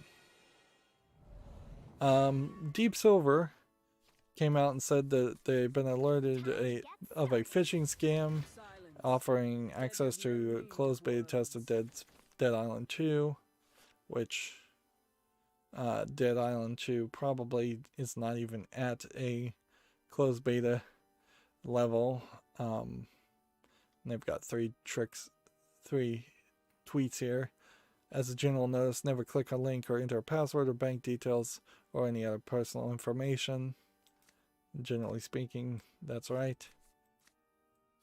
Of course, it's very easy to drop the ball there and forget. Let's hurry up. We've got a game here called The Christmas Spirit Journey Before Christmas Edition. This is from Big Fish, labeled Big Fish, no longer Big Fish Games. In this case, it's a hidden object game. It's $13.99, which for Big Fish Games, I feel like that is actually a little cheaper. Here you've got a whole collection of games for like $66.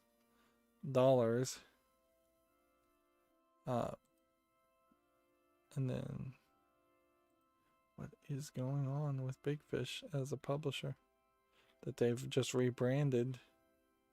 $13.99, $13.99, $13.99.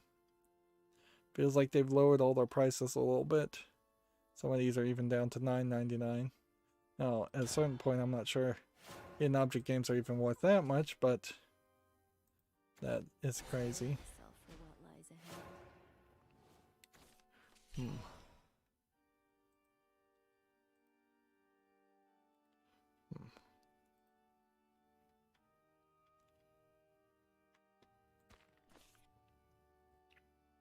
Let's see. Play that. And enter. And then perhaps this is a better actual breakdown of the YouTube trends report. How adversity is shaping culture. Let's see. The creator archetype evolved. Older adults. Well, people got older. Yeah. Rap music went mainstream as several creators with indigenous ancestry used the music genre to preserve their languages and tell their story. I feel like that is a fishing expedition that I've heard absolutely nothing about that. Let's see, they're calling out specific people here too, like the Dad How Do I Do series.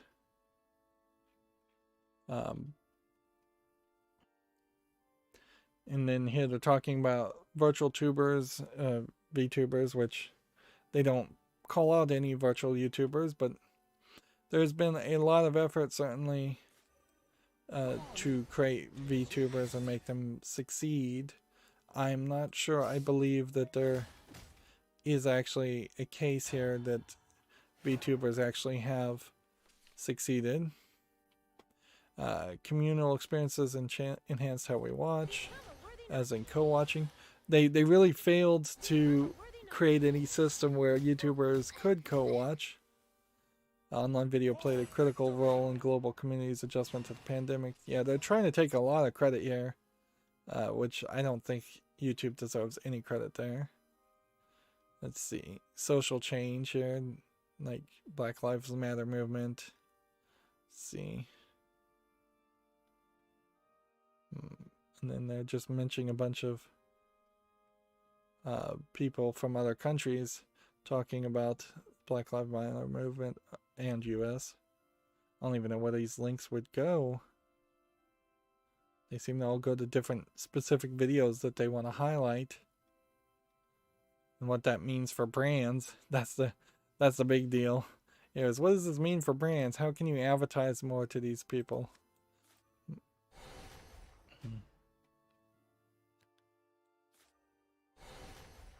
Alright, well. Now that lets me evolve here. Then that lets me do this. Avenge me, comrades! And if I attack that guy, it doesn't do anything, so I might as well just attack that guy.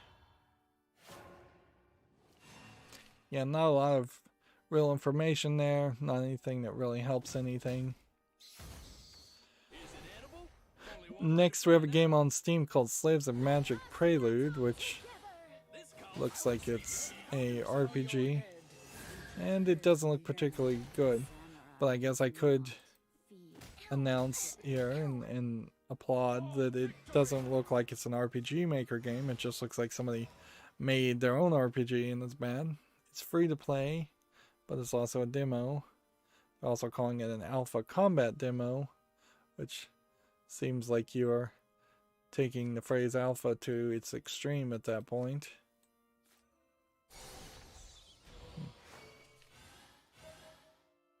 Okay.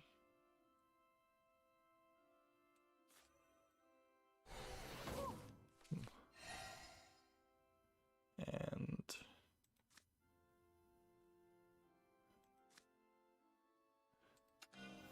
go ahead and evolve that, I guess. And then we can play that. So many souls. You can play that. I don't even know who this character is. Swordcraft Tsubaki.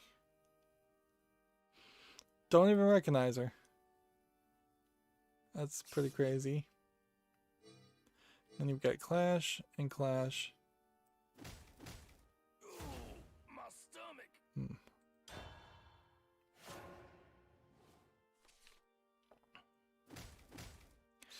Next, we have a game on Steam called Dado of Shadowverse, which looks terrible. It's free. It's English, whatever. Moving on. Then, at a certain point, these games are starting to look so bad that it doesn't even feel like it matters for me to say that I'm not putting them on the fall list. We probably are going to put very, very little on the fall list until at least the new year. Gamatsu has an article here. The Hong Kong Massacre for Switch launches December 26th. And at this point, I kind of wonder if something being called the Hong Kong Massacre is a mistake, as there probably is either a real Hong Kong massacre that has either happened now or will soon happen at this rate. Next, we have a game on Steam called Diggy's The Myth of Fenris, which almost looks like a Dungeon Keeper game if you were going to have some really weird animation around it. And I'm not sure this is how I would want to play a game like this, nor would I really want to play a Dungeon Keeper game where you're playing as like elves or gnomes or goblins or whatever. I guess those would be maybe dwarves, would be about the closest guess to call them. Like the part about Dungeon Keeper that entertained me was the part that you were a demon running an evil dungeon and controlling other demons. Once all of that is out the window, I'm not interested in that gameplay, because it was actually a fairly boring real-time strategy gameplay game that I'm willing to put up with if there's good story. I have to assume for Diggy's here there isn't a good story because there isn't good animation. It's $7.99. It's English, German, Polish, and Russian. I feel like this art was potentially just stolen from somebody. But I have no proof of that, of course. This does definitely feel like something that you would have tried to make for... It does feel like something you would have tried to make for a cell phone by the level of the graphics, not not something that you would expect from a Steam PC game. Yeah, we'll just keep on playing. I'm more than happy to keep on playing, to have quick games, even if the occasional quick game ends up with me losing. Just these disconnects that are happening seem great. And the kick in the pants certainly would be to wake up tomorrow morning, find that they've reverted all that progress because of a glitch, which they almost certainly wouldn't do that because that would cause somebody to rage quit. But they might do it and ban my account if it turns out they decided that it is my fault for some reason that I'm losing, that they are conceding or possibly losing connection. But I'm not doing anything. Like, I'm not dropping frames or anything at all. So, and it doesn't feel like we're having connectivity issues on my end of it. And it seems like the game is running very smoothly and everything's working very well.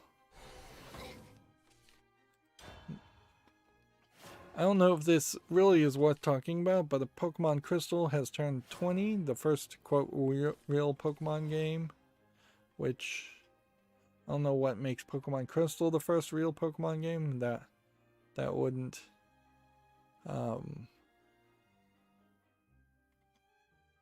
that wouldn't make sense to me. There's an adult game that's like one of those low effort RPG maker games usually, with occasional scenes of adult content, sexual content that is coming out, and it looks all green like a Game Boy game, and all the resolutions are pixely and low resolution like a Game Boy game, which really just feels like a ridiculous conceit. I don't know how anybody could even possibly think for a second they wanted to see an adult game that looks like a Game Boy game. But oddly seems to be some people who do have nostalgia for Game Boy games, so maybe there is some chocolate and peanut butter mix there, where people who are nostalgic for Game Boy games and the way they used to look, and I don't understand that at all, even why people are nostalgic for Game Boy games appearance. I don't know why you would want an adult game that would almost certainly need to be visually appealing, look like a Game Boy game that absolutely will not be visually appealing. I'm powerless for now. No one else has to know. Juicy.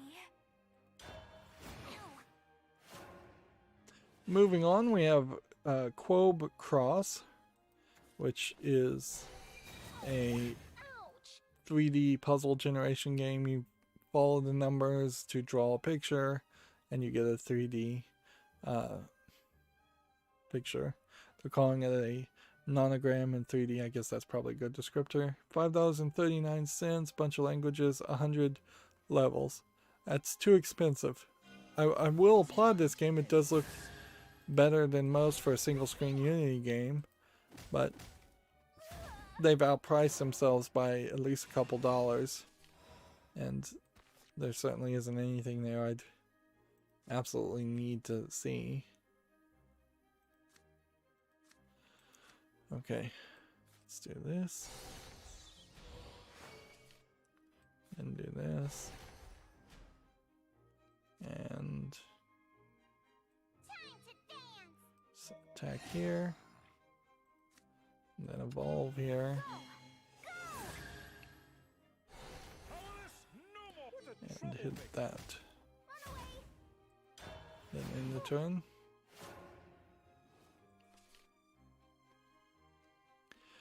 See, next we have a game on Steam here called El Marian Dragon Princess. We just saw a game where you fly on a dragon, and I feel like now seeing a potential really good dragon game, a lot of games that try some of these low effort graphics are going to be immediately easy to dismiss, where a few weeks ago I would have had to have at least considered this game because there really wasn't anything else on offer. Maybe a Panzer Dragoon game is on Steam, but that's about it.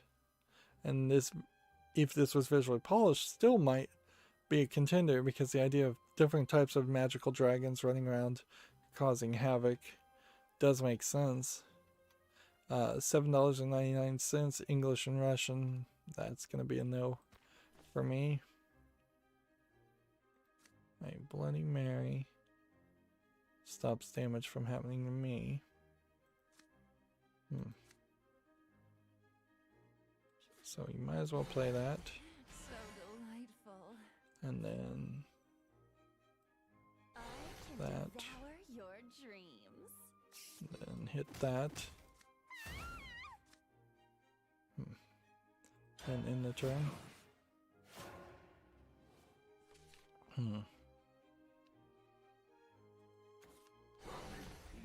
Let's see. Game of Sutra has an article here. The UK game industry made a record 3.84 billion economic contribution in 2019. I guess talking about 2019 might be a good thing. As far as UK, I think they're still dealing with Brexit, as it were, and I don't think it's happened yet.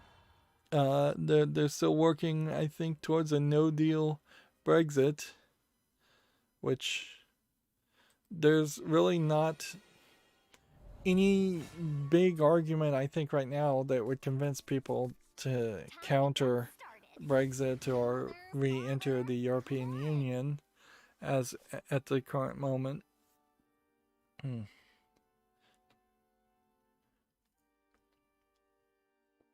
But I also wouldn't be a gloom and doomer and say that all the countries of the European Union are going to quickly fall apart, and the whole thing is going to completely collapse.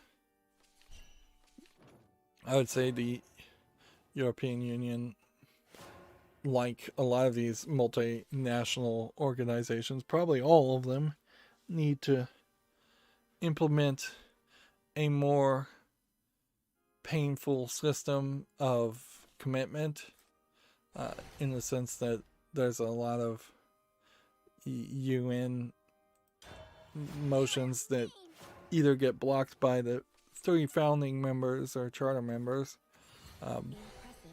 or some other country just blocks it.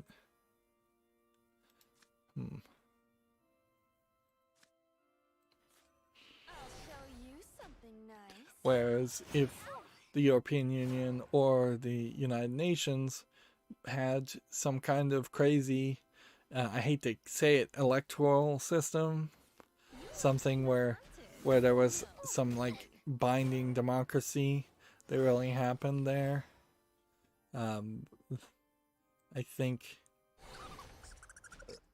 more could be accomplished. Let me take the lead. Shutting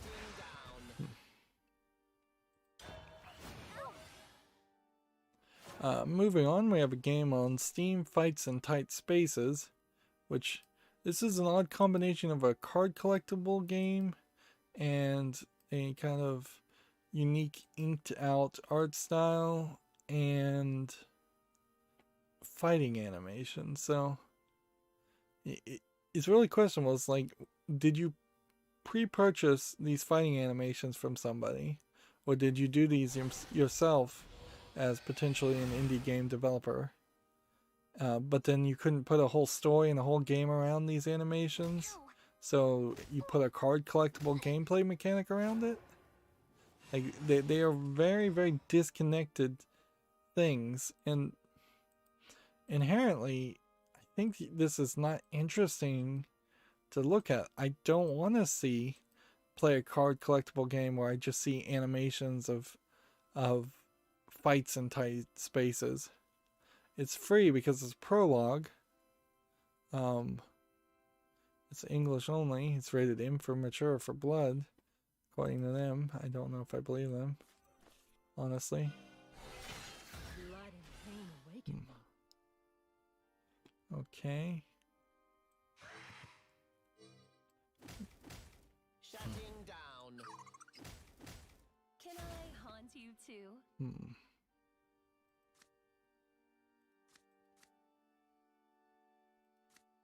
Let's go ahead and evolve here.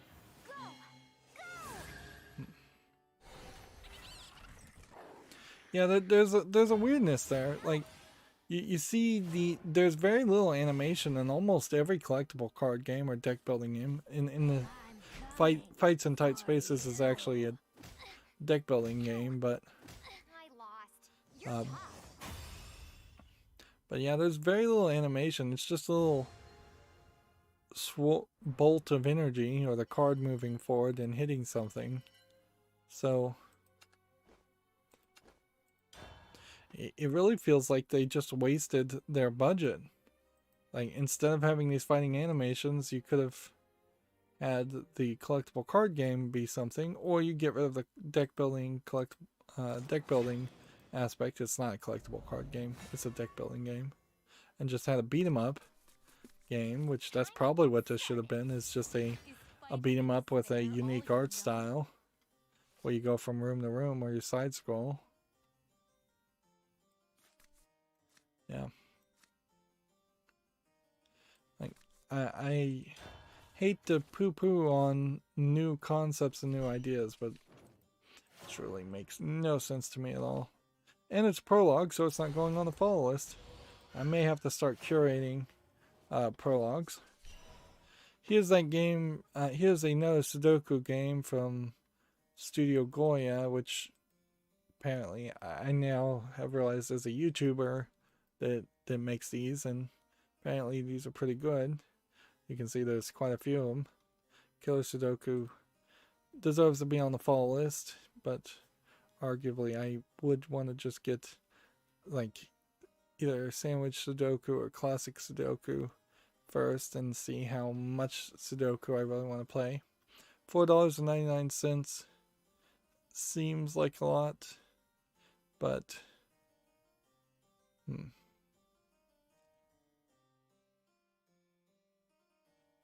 Let's see, 100 puzzles in all with regular updates to reach this total in the first year post-launch. So the way I understand that, that means they're committing to another 100 killer Sudoku puzzles within. Yeah, if any of these names mean anything to anybody, those all seem to be like famous people.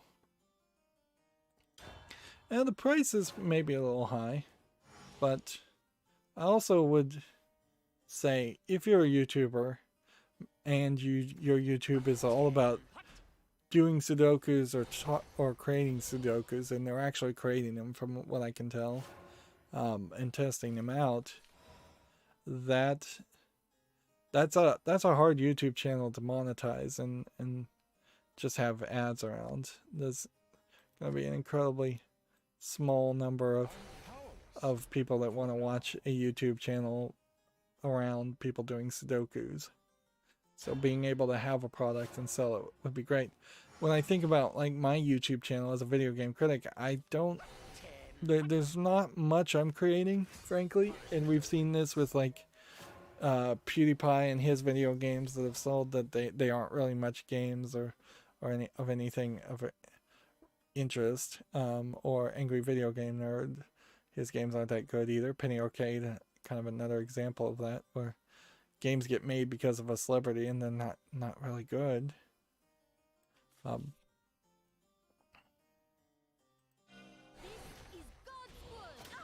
But yeah, I couldn't imagine what my channel could produce as far as a game or something that to sell.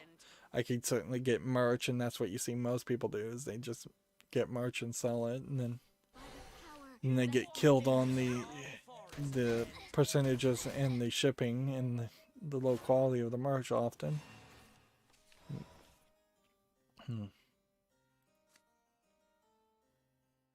Destroy an enemy follower. Do we want to do that right now?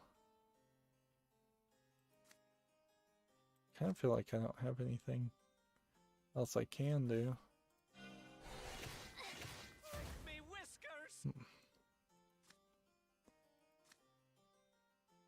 Do we want to evolve somebody?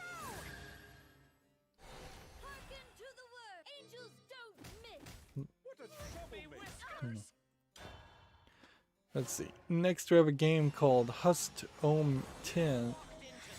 H-U-S Hust Tom 10, maybe? This kind of feels like some weird way of saying like Santa Claus in a different language. And while this is probably just a low effort asset flip game, it does have some interesting visual polish to it, at least. Unfortunately, being a Christmas game, I don't know how much you want to play it. There's floating Christmas items all over, and you're running around collecting them. And then there's gnomes that seem to run around and act creepy like a horror game. Maybe they don't actually do anything. It's $1.49. It's English only, so I don't know where it gets that name from. Christmas horror game is what they're calling it. So, yeah, that is a combination of a lot of the bad aspects of low effort games we've seen before, but it's polished well enough to look at least unique enough.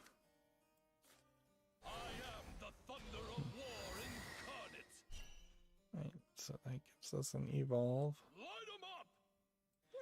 We can attack that.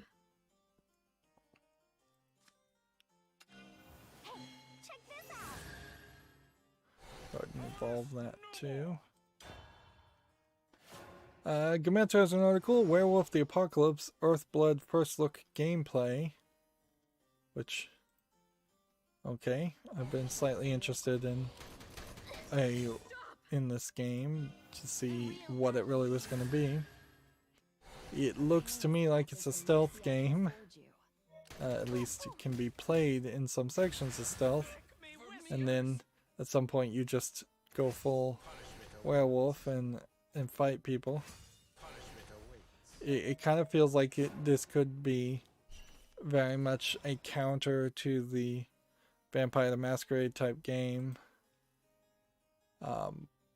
There's a decent amount of polish we're seeing so far on it. It doesn't seem very low effort.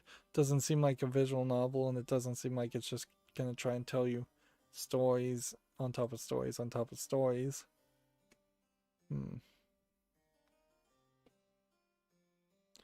There was a game where you got infected with some kind of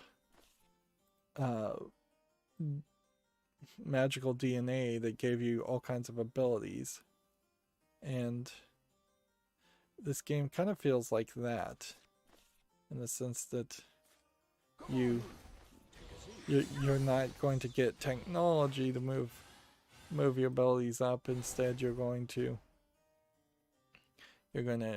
get DNA and encoding, and I can kind of see that because there was these enemies here with these like creepy, almost spider arms, and you've got some kind of genetic on here. This is an interesting character, certainly, to be a werewolf. You're not going with, oh, let's make a sexy lady a werewolf, which the vampire games often go that round. You're going with a rough and tough looking military guy who like reasonably could be bitten by a werewolf and turned into one because he was out hunting or something. Wow. Almost got wrecked there.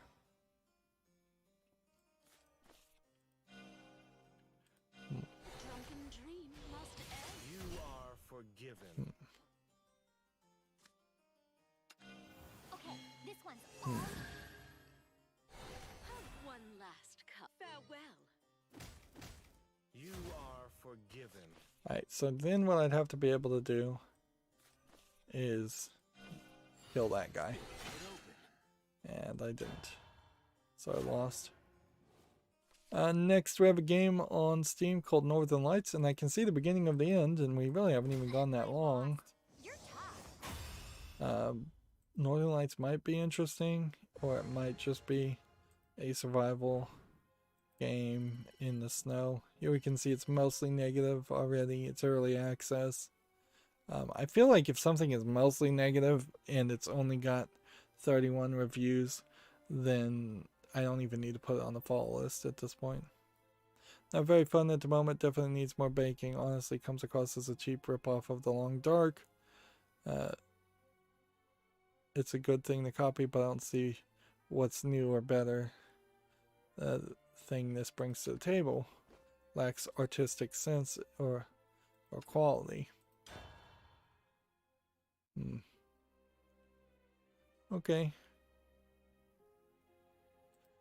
So yeah, I'm not going to put that even on the fall list if it launched itself in such a terrible state.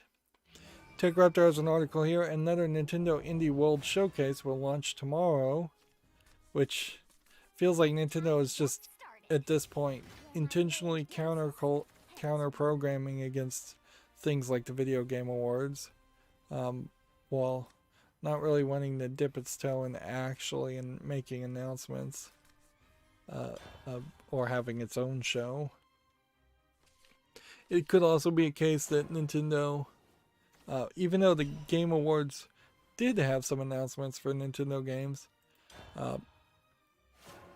it might be that there were some games that wanted to have announcements for the Game Awards and they didn't have time for it, or they didn't allow it. And so Nintendo may very well just come out and sweep up the last remaining game developers out there that want to announce something after an event like this. Gematsu has an article here. Ender Lilies Quantus of the Nights launches in early access on PC on January 21st, 2021. Full release planned for PS5 series, PS4, Xbox One, Switch, and PC. What's funny here, I would say, is Ender Lilies sound like something from Minecraft. I don't think there are any kind of flowers or anything that are called Ender anything in the real world, or that the phrase Ender even exists in the real world, outside of Minecraft. Let's see, we have this image. Looks like it might be a side-scrolling hack and slash game. Seems like you're either playing as this light anime girl who's maybe summoning a dark character to fight for him. Although maybe there's just like nothing here at all, because I'm seeing platforming so far and I'm not seeing fighting, and I'm not really seeing a lot of enemies. She eventually summons a character who seems to do all the physical things for her.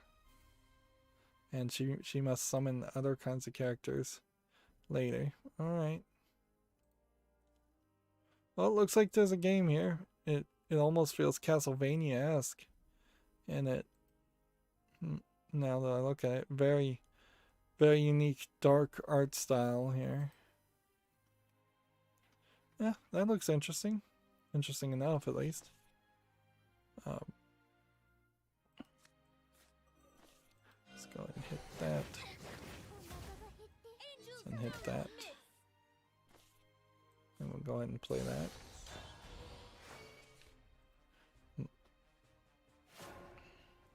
We don't need to cover it, but Gematsu has the same CD Projekt Red apology. Like, of course, that big something that everybody would report on.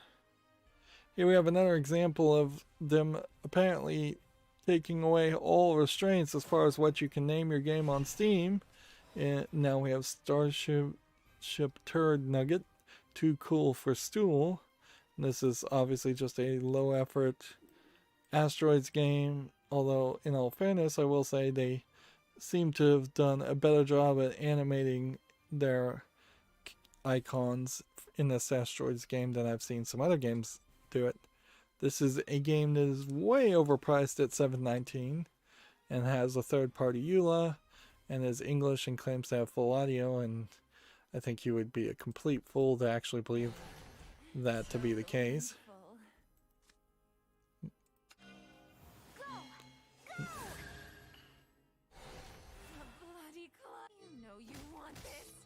Here we go.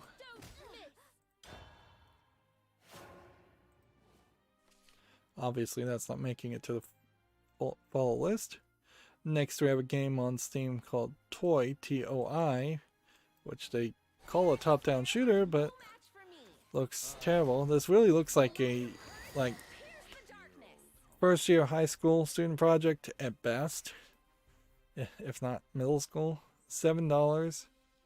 English, yeah, nothing there.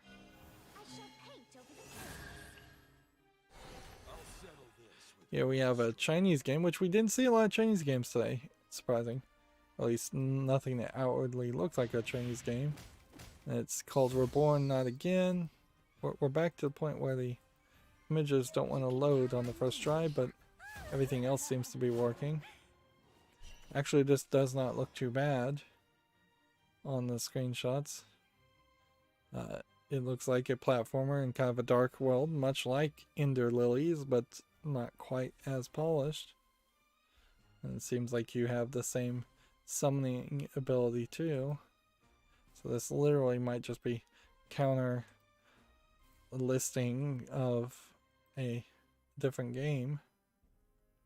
It says early access for $6.79 English and Chinese. And I think that deserves a follow. Like, no guarantee that's going to be great, but it deserves a chance. I would have thought that that developer had listed something else, but I guess I was wrong.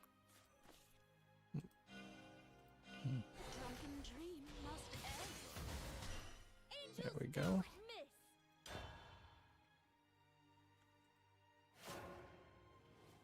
Next we have a game on Steam called Macro Golf, which is just a low effort physics golf game. $13.29 English. Man, these prices are getting insanely high for very low quality games. Here we have a game called Variable, and this looks like this is a card game of some sort, and it doesn't look very visually polished or interesting. 1424 English. Yeah, I don't know. I know there was a big hack that was announced, but I haven't heard the fullness of that. As far as it seemed like government agencies in particular were targeted and perhaps successfully hacked. Yeah, almost wonder if half of those low effort Russian and Chinese developers are subcontracted sometimes to run the hacks instead of making more money laundering low effort games. But I mean, that is just baseless speculation.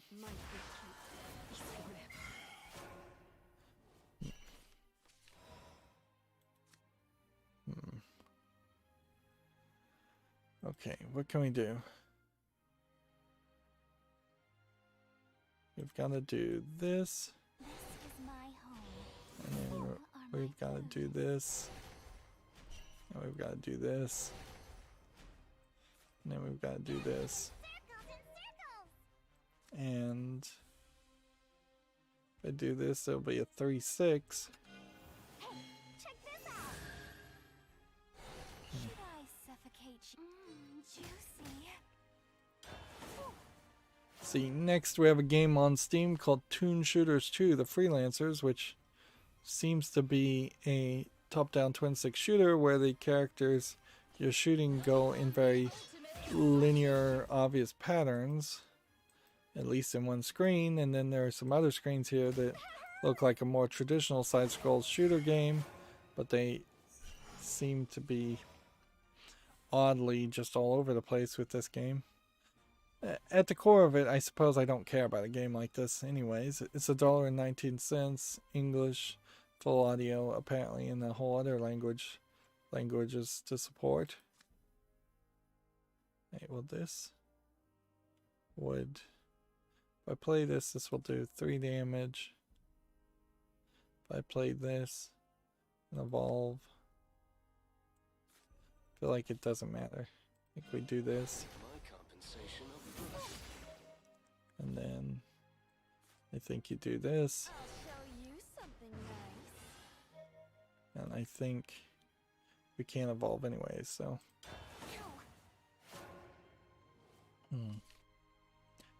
I've stopped winning at this point.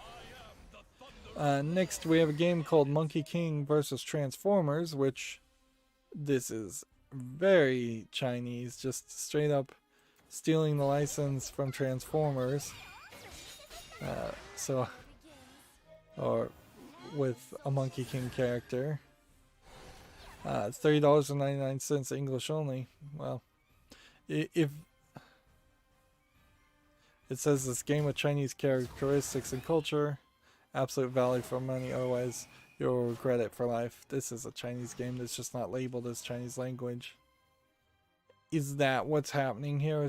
Are we going to start seeing more Chinese companies make games but not label them as Chinese games, not say that they support the Chinese language, even though a fighting game like this almost certainly could support almost any language very easily, maybe no text in the entire game. There's not been a lot of instances. It's interesting, the animations are going off the screen sometimes with the red balls, but not with other attacks, which that goes to show there's some bad programming going on there. We don't see a lot of instances of just straight up stealing somebody else's copyrighted content either, and this, at least not so extremely blatantly. And at a certain level you can almost not care about them stealing the Transformers license, considering there's been nothing but terrible Transformers games anyways, but that's not really a fair legal argument. So I suppose at a certain point that does open the door to a case where perhaps now, if Valve is going to not care about what gets listed, maybe Valve is really not going to care what gets listed, and we'll start seeing more things that don't really deserve to exist. Where are we with the Battle Pass? I think we'll just wrap up and go through the rest of the stuff without playing anymore. Yeah, it's still a long way, like, to get to 80. 80 is minimum. 100 is, I guess, maximum of what you would want. Like, so even if I had been able to get some real bonuses here, I'm only up to 56, which would certainly, if I put the money in here and bought it, give me some card packs and things. I don't know. I just don't feel like I want to support the Battle Pass. I'd love to see the Battle Pass completely fail on the first month. Nobody put any money in it, and them to come out and say, we're not doing Battle Passes anymore. This was a huge mistake. That's what you'd want to see. YouTube creators oddly put out this. When making your videos discoverable, smart use of keywords are well key. Make good use of the tag section, not the description box, and let your awesome work do the rest. They literally, like 3 or 4 months ago, came out and directly said tags don't really matter. And see, I guess they've been up and running for 11 hours, so I probably could have streamed and not had any problems. So it's really ridiculous for them to come out and say, make sure you use tags when they've said multiple times that tags are barely used. So does that all of a sudden mean YouTube is starting to use tags again? Or is this just more of the insidiousness that YouTube does, where they act like you're your own boss making video content, and that you can work as little as much as you want and be successful, when the truth is YouTube is constantly de-emphasizing, de-promoting channels that don't kill themselves, overworking more hours than you would a regular job for way less pay. Like, I feel like they very well may just be jerking us around because they don't even know what makes a YouTube video successful, and they've run out of things to even pretend like they do. Anyways, moving on, we have a puzzle stone blocks game, which this is one of those games where it probably should just be a mini game in some other game. It's not a terrible looking game. It's coming soon, but then you see a level pack for $4.99, and that seems like a lot. 30 levels are with the free pack, and then Greece for $4.99 might be 60 levels, I would guess, if I was just to pick a number, and that's too expensive. Yeah, this is another cyclical type game where you could easily see a game like this get copied and released every year by some different developer trying to sell themselves cheaply and easily. And I just feel like video games need a story in a better direction. Here we have a game on Steam called SSTR. They're calling it an escape room style puzzle game, but to me it looks more like a horror game directly. I guess you just don't ever have a weapon, so they're calling it escape room. So it looks good. It's way more polished than most of the things we've seen today. $11.69, maybe a little expensive, but not crazy. English full audio. That deserves a follow. We'll see how reviewers respond to that. Epic Games is doing its free game every week giveaway. So I'm trying to pay a little bit better attention. The next free game unlocks, I believe, in 2 days and 14 hours. Let's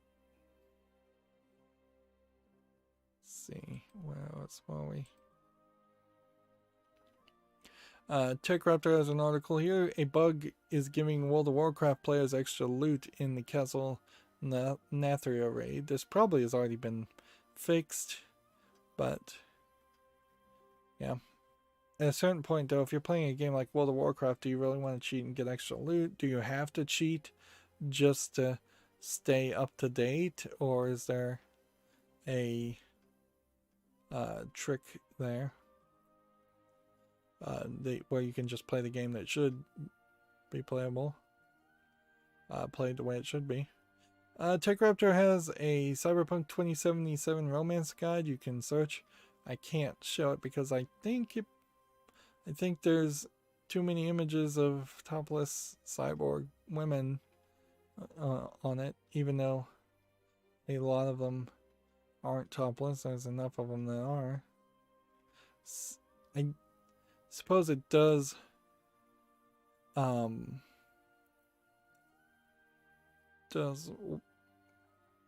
make it worth mentioning that there are apparently 4 or 5 secondary romances in the game, and 1, 2, 3, 4, 5 major romances in the game. So that is more than, I believe, the 3 or 4 romance paths you could do in The Witcher. But I also kind of feel like for a game that is so, for lack of a better term, horny, you would have thought that you could potentially just romance all the characters, or almost all the characters, like a Dragon Age game, and I don't think they're anywhere close to that. Next, we have a game on Steam called Conrun Virtual Gym, which I think is trying to be like the Wii Fit game without really having the accessories to be able to pull that off. And it's not visually polished at all. It's early access. It's $4.99. It's English full audio. Once again, I feel like the point of working out in front of a mirror in a gym is so you can see your form. Doing workouts in VR is a really bad move. You're gonna do it wrong. You're gonna hurt yourself. In this case, you're lifting like dumbbells, but you're not being encouraged by this video to actually hold dumbbells in your hand. And yeah, a lot of the running seems to be just swinging your arms back and forth, and that doesn't seem like that's gonna accurately record whether your feet are in the right position or not. Moving on, Tech Raptor has an article here. Star Wars Squadrons 4.0 update launches, adding new ships and custom games. Probably will get Squadrons at some point and play it just about the same time when there's literally nobody else playing it online.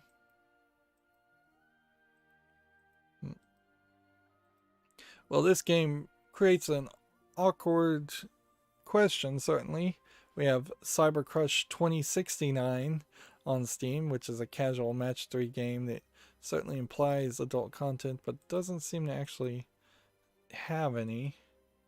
Like, is there room for a game like this and the cyberpunk aesthetic, and then kind of just a low effort cyberpunking of anime girls? Like, is there really room for something like this? Does this really make sense? Or would you just want to play Cyberpunk 2077 where you could see the better graphics of adult content? Because like there are characters literally walking completely nude. And Cybercrush 2069 is $1.25. and it has a free uncensored patch, and it's English and Chinese. Yeah, I don't think there's room for that. You can't take a game that is already fairly perverted and then try to make a low effort perverted parody of it. Like, that's not how the parody games would work. Usually you're parodying something else completely. Next we have a game on Steam called Wonder Cave, which looks like it might be an escape adventure game. Inspired by the tales of Aladdin. Interesting. This actually feels like it's telling the full story, or the original story of Aladdin, and not really heavily hanging on any of the events of the Disney Aladdin story. $4.89, English full audio. I kind of really feel like 1001 Nights in particular has more interesting stories than just Aladdin. I haven't heard them, but I feel like there's room for more of those. I'm gonna put this on the follow list. If this is more than just a kind of walking simulator and actually has some gameplay, there's something of interest there. It might be a pretty bad, simplistic adventure game, but we'll see what the reviews say. Next we have Russian Reality, which looks like it is a beat 'em up troll game. It's tagged LBGTQ. I don't see any guarantee that that's true. It's tagged memes. It's $1.19. It's English and Russian. Yeah, nothing more needs to be said there. Here we have a game called Emoogie, which they're calling a point-and-click isometric puzzle game. Kind of looks like a cell phone game and a box moving game. It does have some visual polish to it, but then it also feels very low polygonal.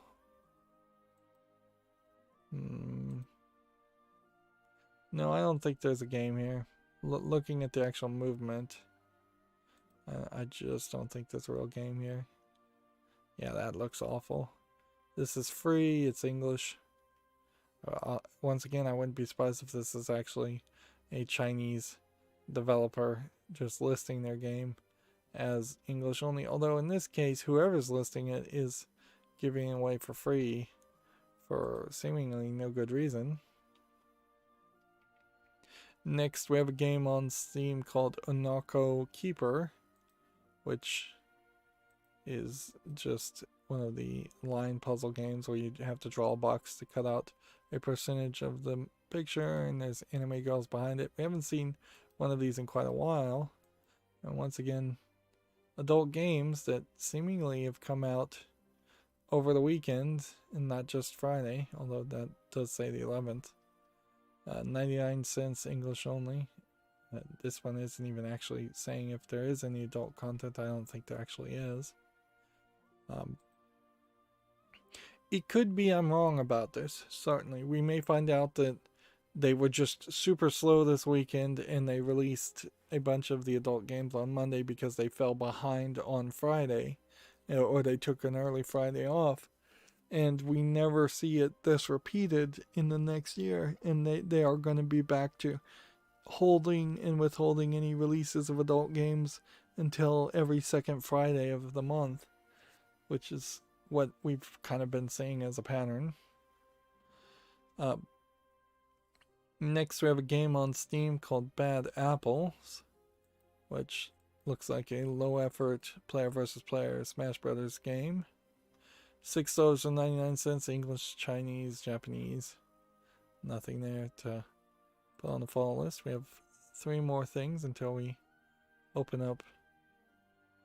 We have to go back and look at our Twitter feed. Here is that Game Boy game that I had talked about that it has adult content, even though they're not really showing it on the Steam version. We have Slave Princess Sarah, and you can see a lot of cleavage being shown here. And it's literally just the green green, low pixely image.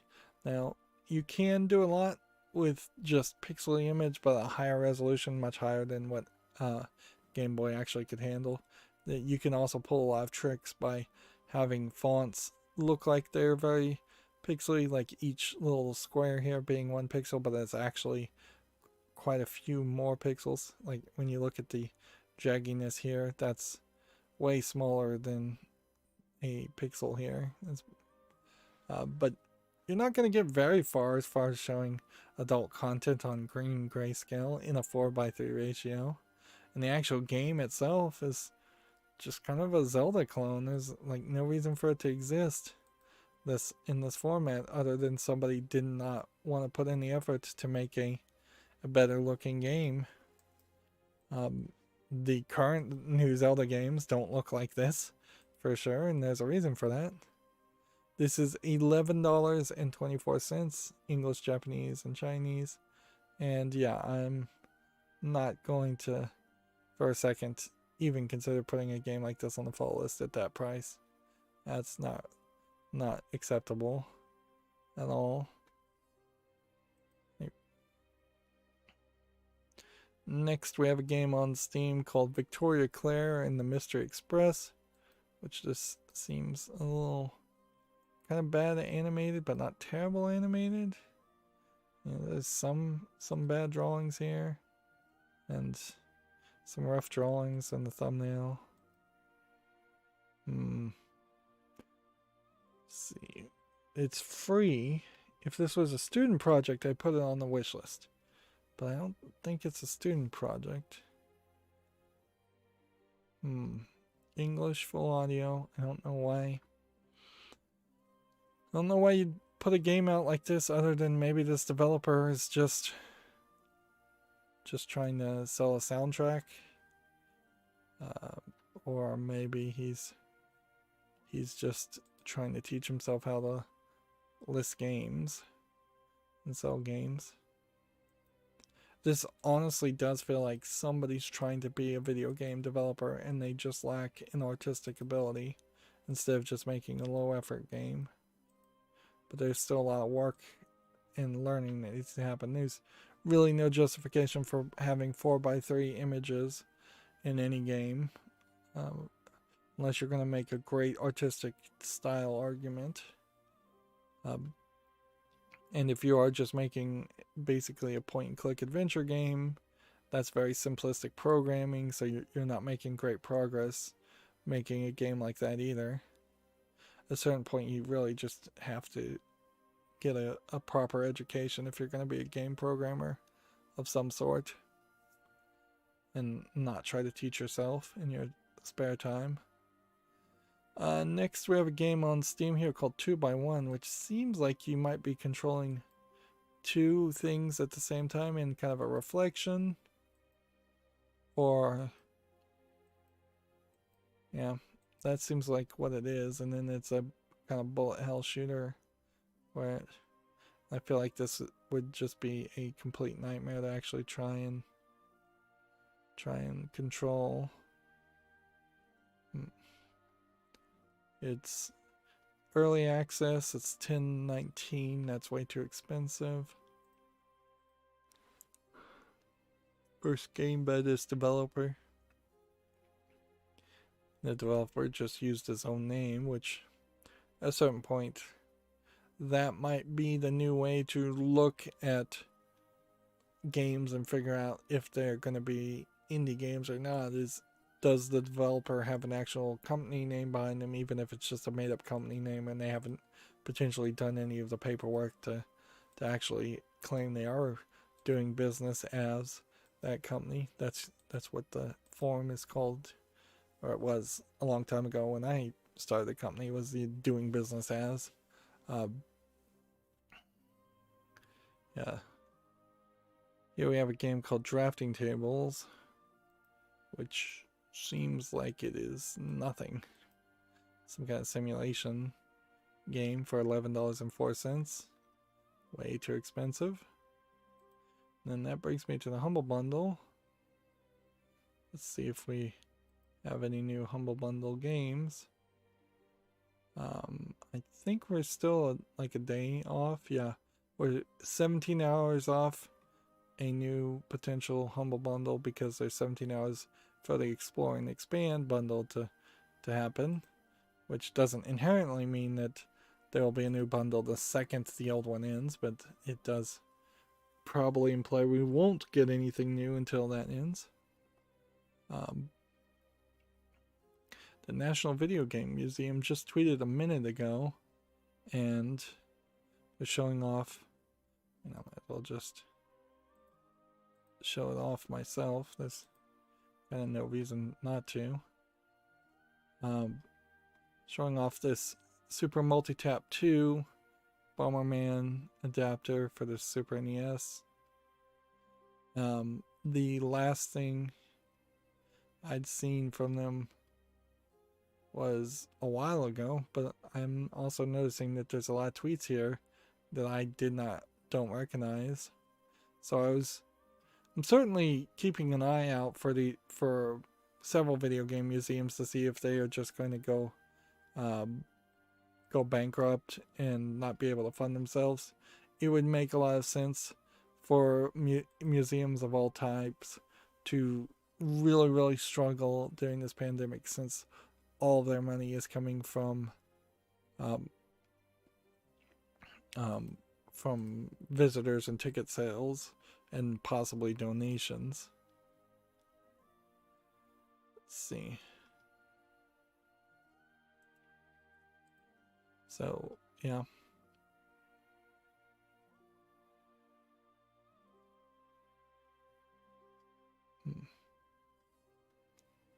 OBS just updated. We'll talk about that.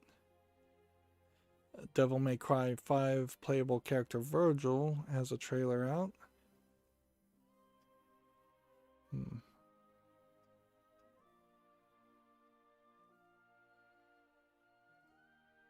Bunch of Binding of Isaac stuff is apparently on sale.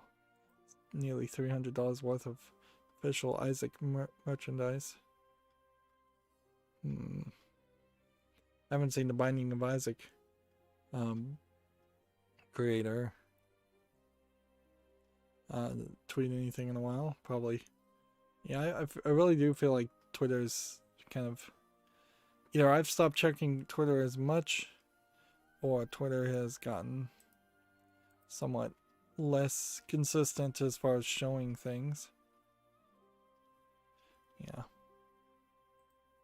So here we have a Gamatsu article. The Super NES and NES games Donkey Kong Country 3, The Ignition Factor, Super Valis 4, Tough Enough, and Nightshade are coming to Nintendo Switch Online on December 18th.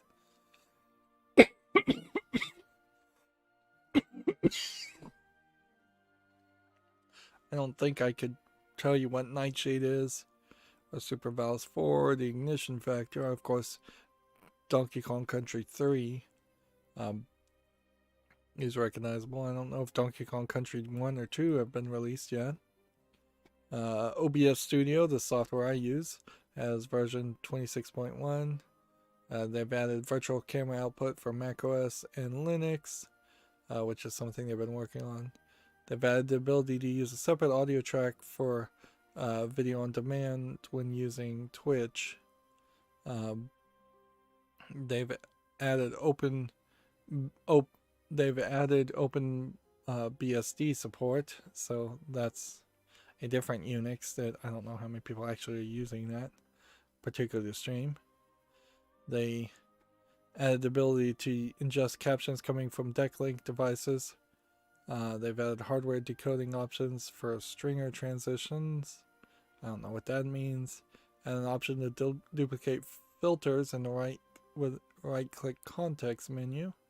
They added the ability to copy and paste a single filter between sources. Yeah, that's a great ability. I ran into that bug a while ago. They added HLS support and ingests for YouTube, and they added a replay buffer save event in the front end API. And then some tweaks. They also say if you haven't updated OBS WebSocket or Stream Deck or some plugin like that, there's a small chance that the new version won't let your application run. So you want to be careful there. And then, let's see. Let's go ahead and zap that. Here we have the sale of Binding of Isaac stuff, and it's just this giant wall of stuff for $19.99 and $1.99. Man, that's a big difference.